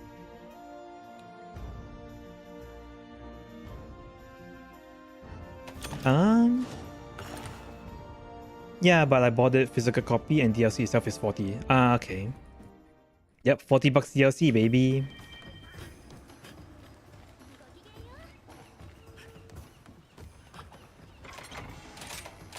Let's see.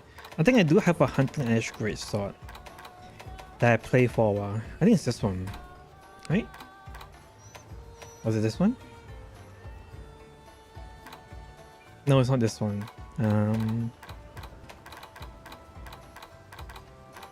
God, I just made it for fun and I forgot where I put it.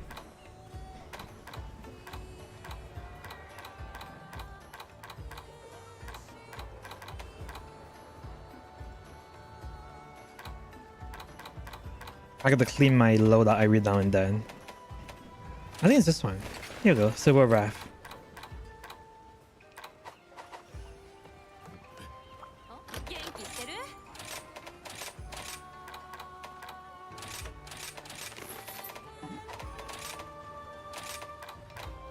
Let's see. Alright. Elemental. I think I need Mirror of Hellfire Tree for this, but I don't think I have it. Because back then it was really expensive to get. But I think I can get it now. Let's see.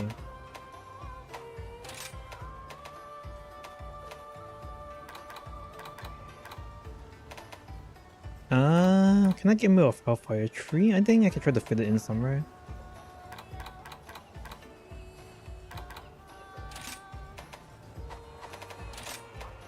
Oh god, I'm still using all these old stuff. I think it'll fit. I think I'll just try to squeeze it in on my dual blade build, and then I'll just swap out the stuff to fit. And I'll just swap the weapon to the great sword weapon. Maybe that could work.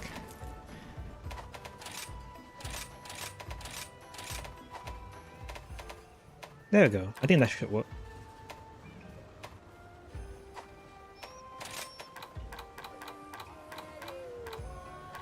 I don't need Mirror of Hellfire. I might get something else. I might take this one.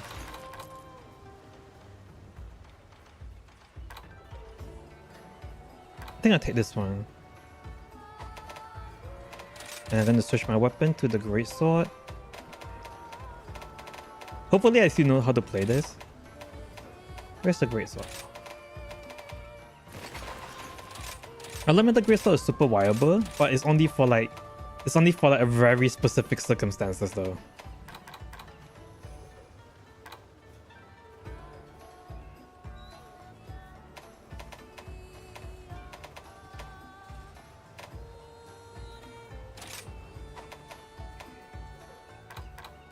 I need Charge Master. I need Focus level 3 for this. Focus level 3.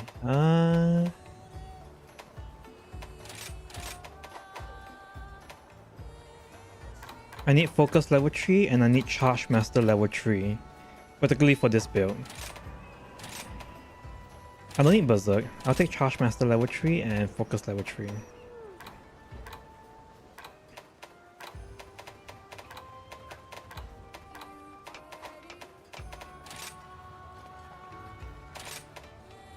As tempting as it is for me to just put Berserk on every single build. Charge Master.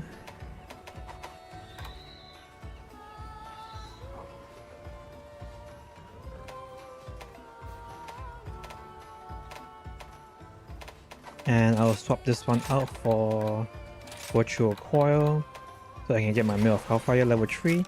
Okay, let's see, what do I have? Mirror of Hellfire level 3, Charge Master level 3, Critical Eye, Witness Exploit, alright.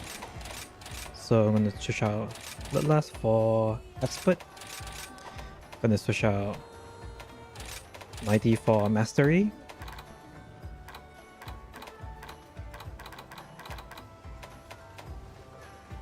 Mighty for Focus.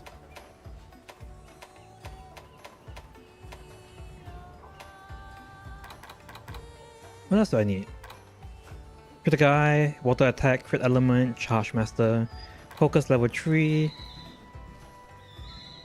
Mastery's Touch.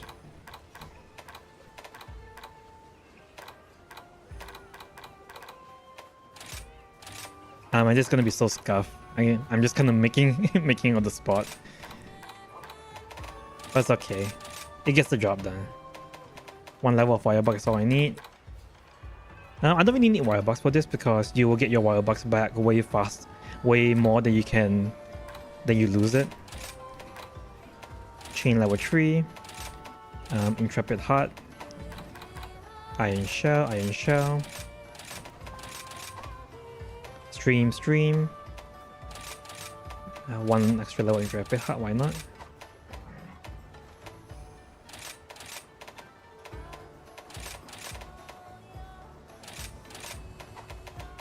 Something like this, alright. I will know when something is not there just because I'm going to play it and I'm going to immediately start feeling, oh wait, something is missing. I'm going to switch to Rage Slash, Surge Slash. And I'm going to use Hunting Ash and Tackle. There we go. Alright, this seems good.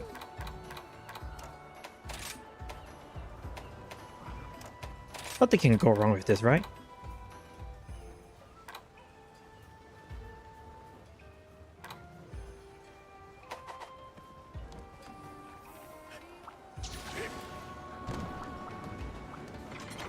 Oh yeah, I might need 1 level. I might take 1 level dodge rolling just because I want to roll.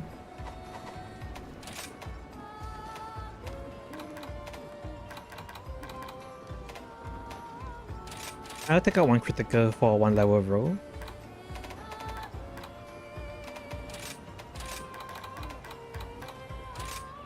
Okay, there we go.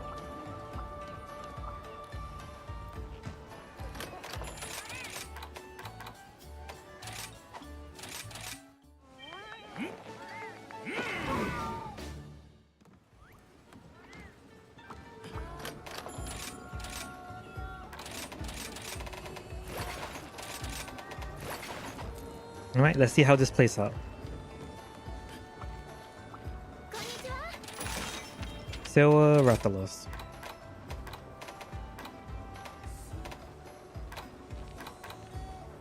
Silver Rathalos.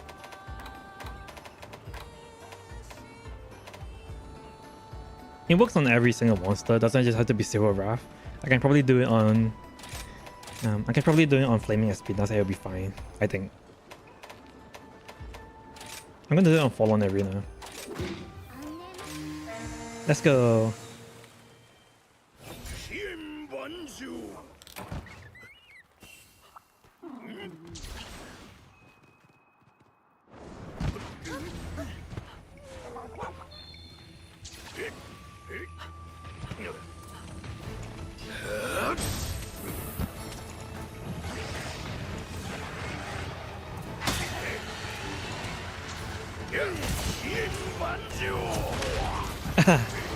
God damn it.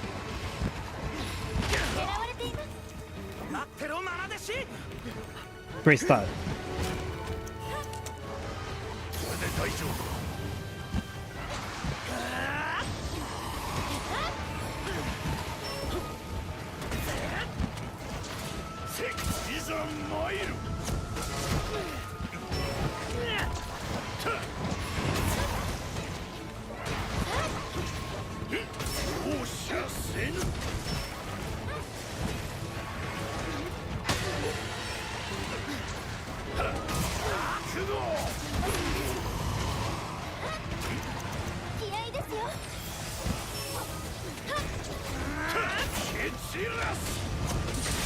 There we go. Look at that 800 damage hit.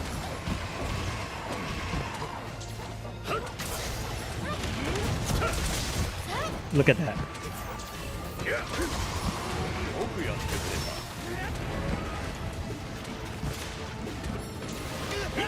And you pretty much just keep spamming this. Just pretty much just spamming this one attack over and over again.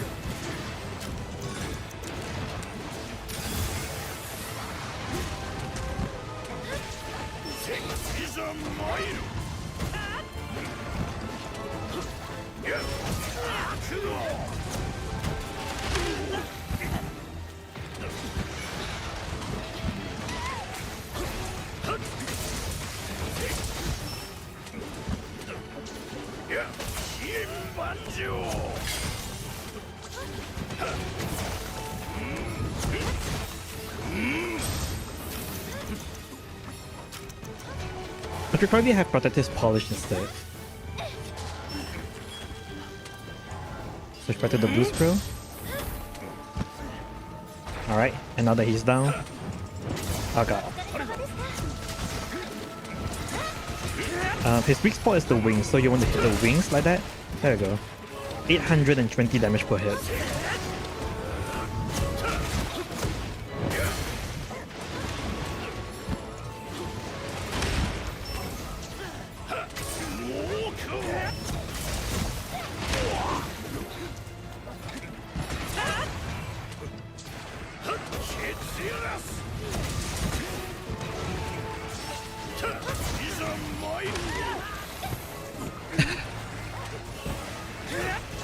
I would like some hyper armor, please. Thank you.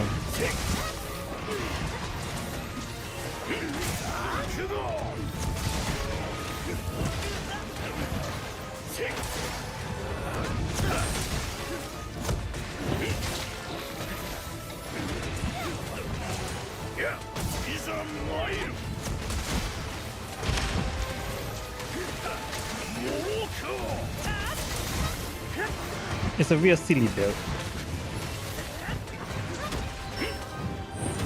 Oops.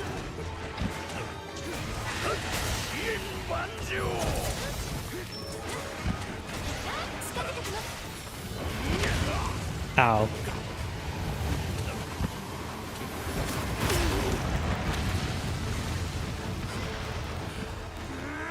No, I couldn't dodge out in time.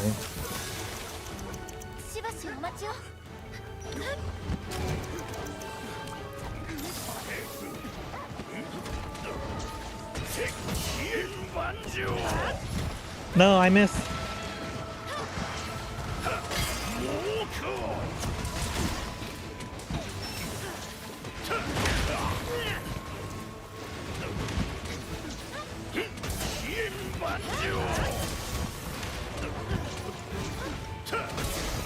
Hunting edge, hunting edge.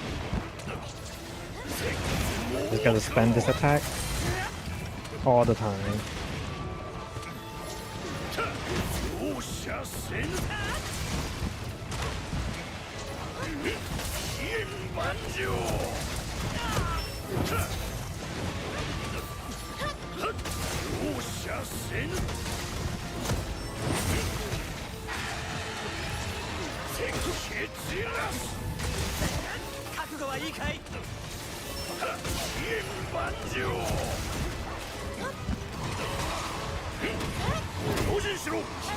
Ah, fuck.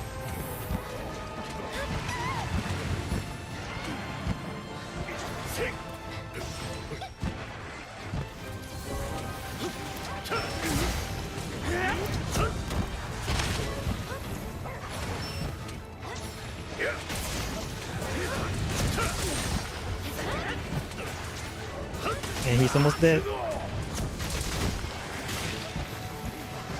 Just because of how much damage you do.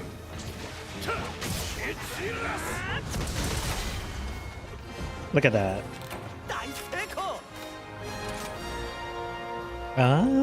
5 minute 55, 5 minute 52, silver Rathalas. And you just pretty much just spam this one attack. Just because when you hit the wings, each hit did like 700, 800 damage basically. You probably go by Berserk too, I guess, probably. Just for the extra strife damage. But you also need Charge Master level 3 and Focus level 3.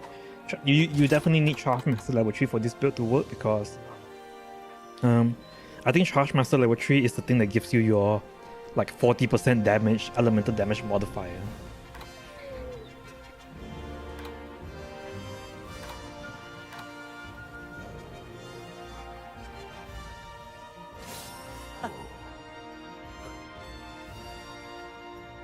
You can use this build on anything. I'm not going to make like other weapons for it just because I probably don't have the materials for it, but I'll do one more on Flaming Espinas, basically using this very same build.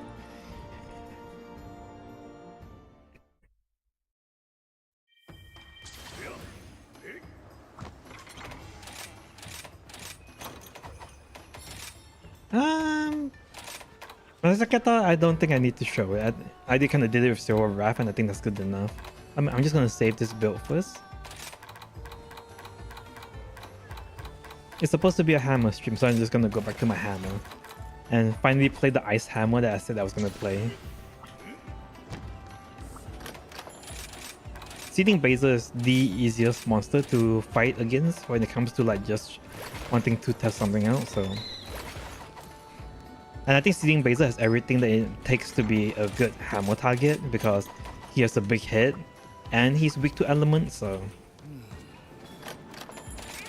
A double whammy, some might say.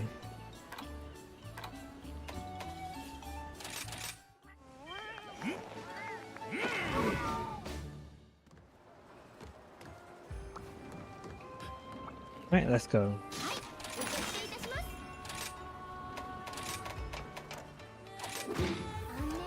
I think Seething Baser is the go-to target for a lot of players. Either Seething Baser or Ratian, just because he has a very predictable Ratian has a very predictable moveset as well, so I think these two are like the go-to.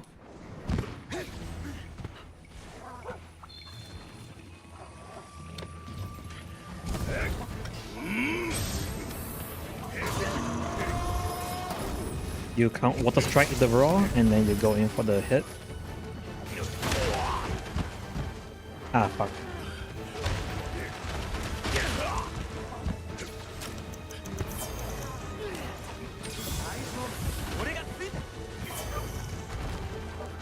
Ignore me floundering about.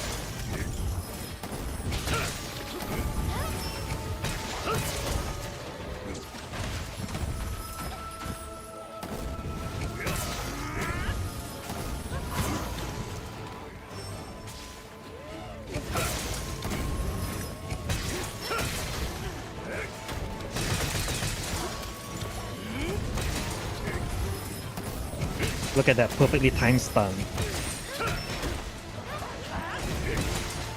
All calculated. I totally didn't do that by accident.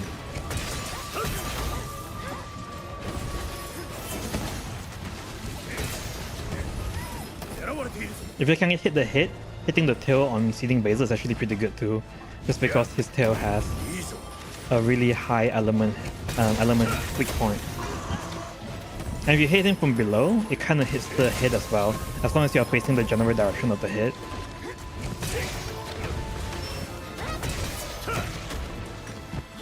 Look at that, 900 damage.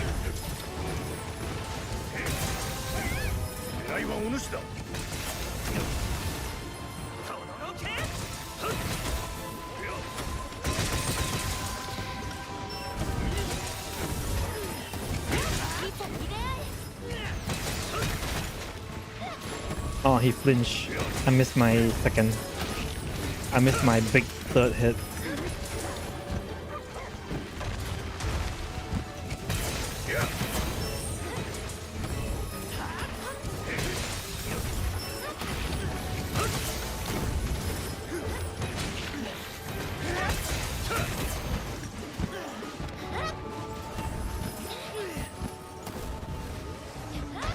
Slam.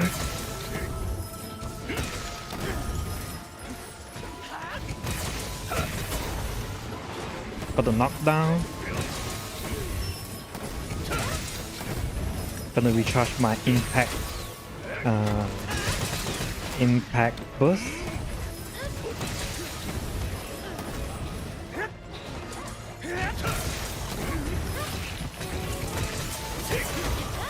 Gonna do another knockdown.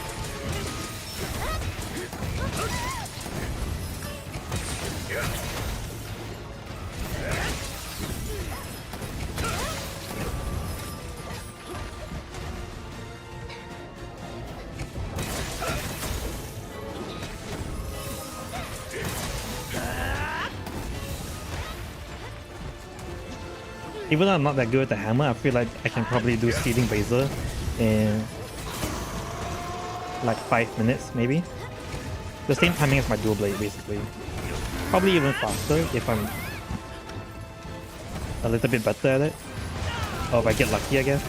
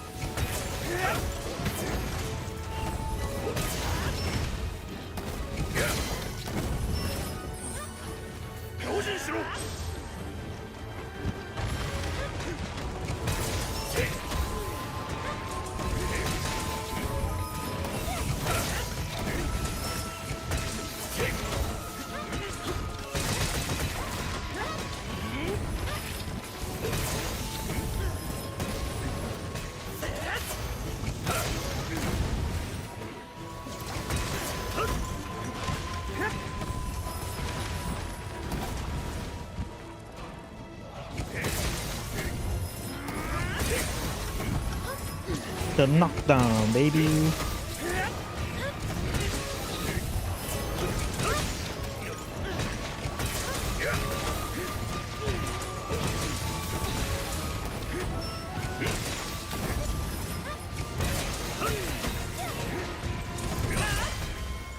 I think that was 5 minutes. Yeah, 5 minute 07. Seeding Blazer is so easy to it's so easy to believe, especially for the hammer, just because his head is so big that you're always hitting the weak spot basically. It won't be surprising if Seeding Blazer just happens to be the monster that everybody farms to level up for their anomaly investigation as well.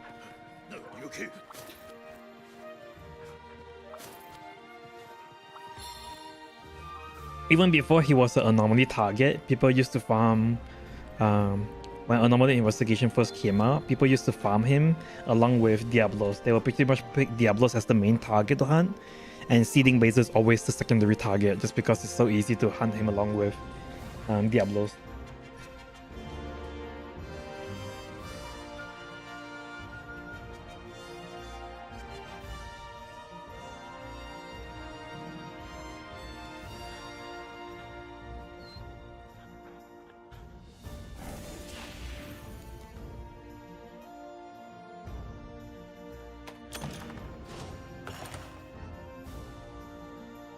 Let's see, I think I'll do one more hunt.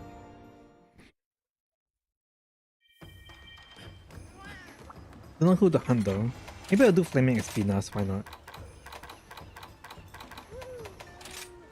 I'm probably gonna this is gonna end so bad.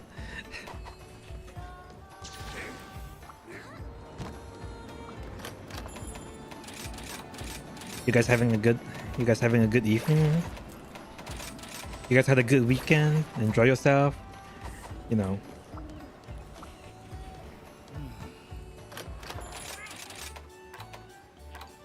Have some R&R.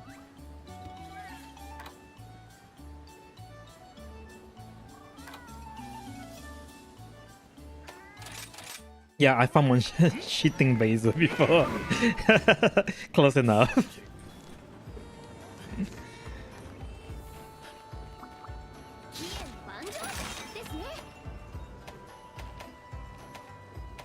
Ah, Bagel. I'll do Flaming Espinas.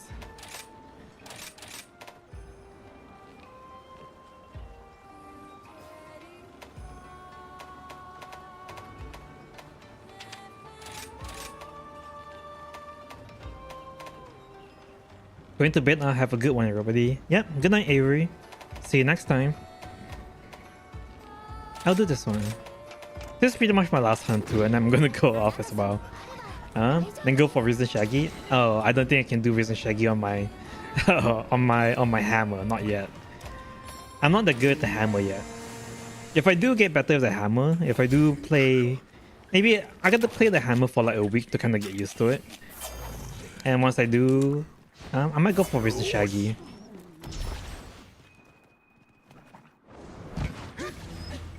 Because if I do Risen Shaggy now, I know that I'm not going to be able to go to sleep tonight. It's gonna take too long.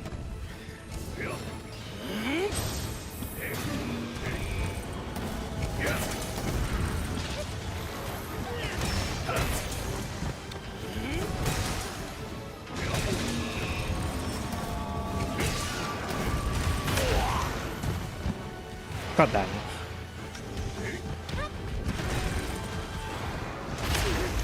No! I thought it was under him. His tail wouldn't hit me, but I guess it did.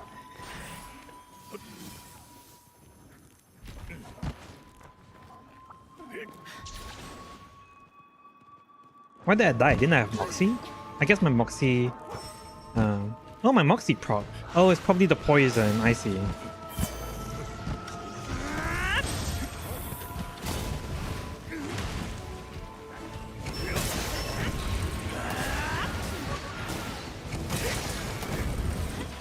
Flaming Espinas is such a Moxie killer just because every time you have Moxie, his poison is going to kill you despite having Moxie.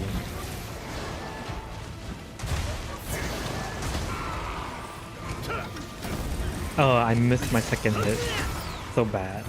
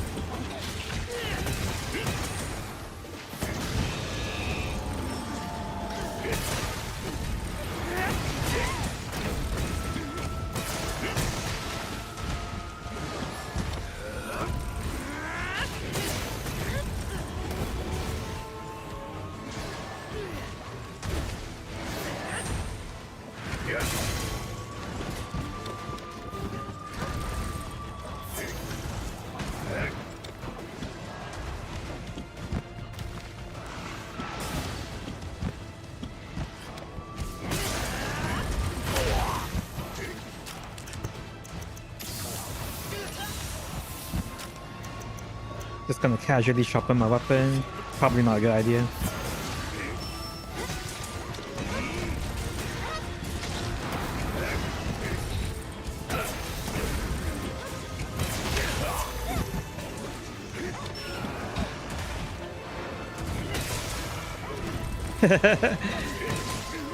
Ah man, it feels so good to be able to cancel another monster's attack.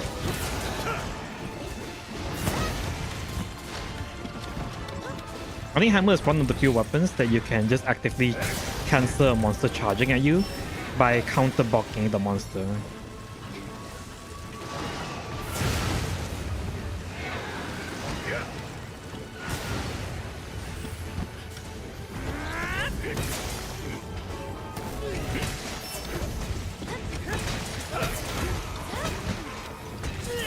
Got the knockdown.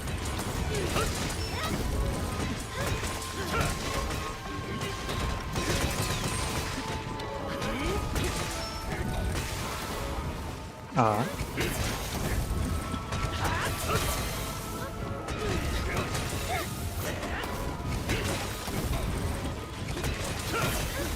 I wonder if I do more damage on the head, or is it better if I just hit the legs, just because I think the legs is a weak spot.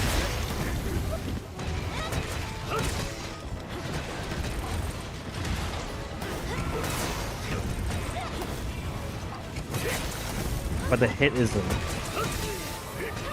I think I do more damage on the legs.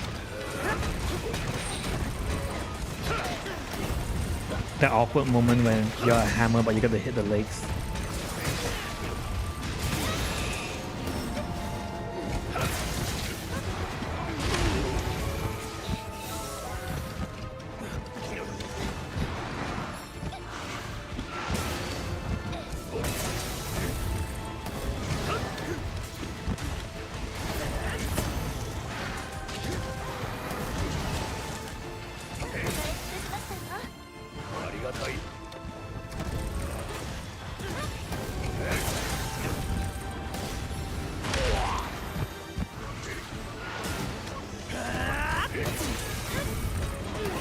Gonna bonk, gonna bonk. Gonna go for the bonky bonk. Ah. The bonker became the bonky.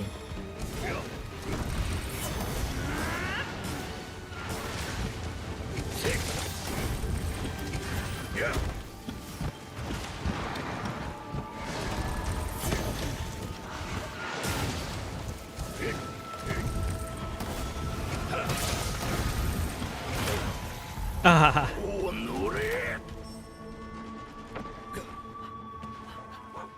こ Oh god, I'm so bad at this.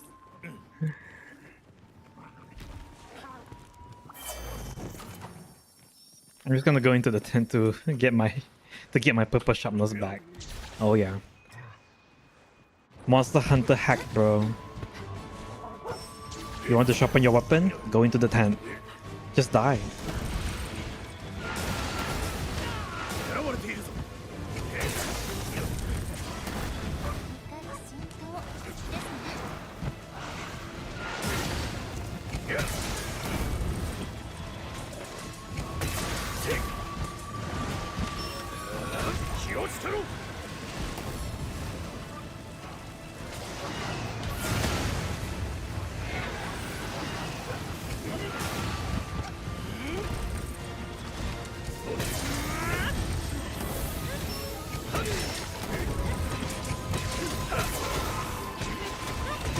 Alright, I think I can finish it off here.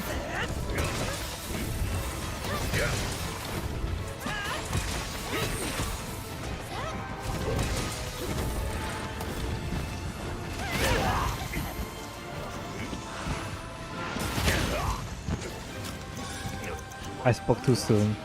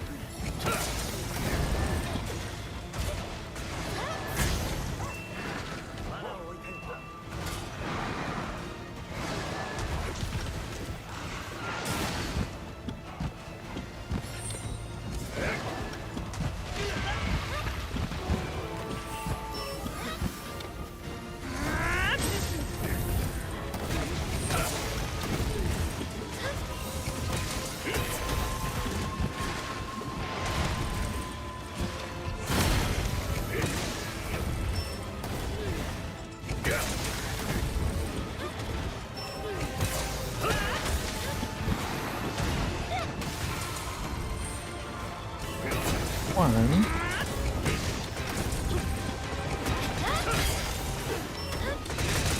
Oh god, can I get it? I would like a under 10-minute run, please. Oh, I think I got it. I'll settle for it. 953. I'll settle for 953. Why not?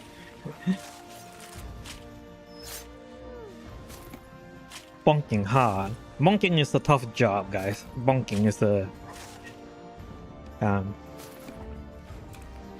a manly job. Takes a lot of time and effort. Alright, and with that, that's the last hunt for the day, and my stream has come to an end. I'll be streaming as usual Tuesday and Thursday, and I'm just doing Monster Hunter for the weekend, but once it's Tuesday and Thursday, I'm gonna go back to the action roguelike month, where I'm just gonna play a bunch of action roguelike games from Steam, and maybe at the end of the month I'll like summarize how each one plays and how each one feels. I'll probably do like an end of the week review as well, where I would start the stream going in blind, but by the end of the week I should have a lot of the end game builds ready for each roguelike to kind of show how they play early game, the first 3 hours, the first 2 hours, something like that, and how they play late game, where you have all the final builds for everything. And let's see. The hammer build is in the description for those who are interested in looking at it. The build is good. The build is good. I'm just a bad player. That's just it. This is like the meta endgame build, I feel. Probably, maybe some people they would like slot in an extra attack boost up or something like that. But I feel like the build is pretty strong. It's just about getting used to being more aggressive with your hammer charge and just being able to time openings better. If you just play, not like me, but like somebody who actually knows how to play the hammer, the build should work fine. And with that, that's today's stream, guys. Thank you for coming. Hope you guys enjoy yourself, and I'll see you next week, Tuesday and Thursday, guys. Same time as today. All right. Thank you for coming. Goodbye.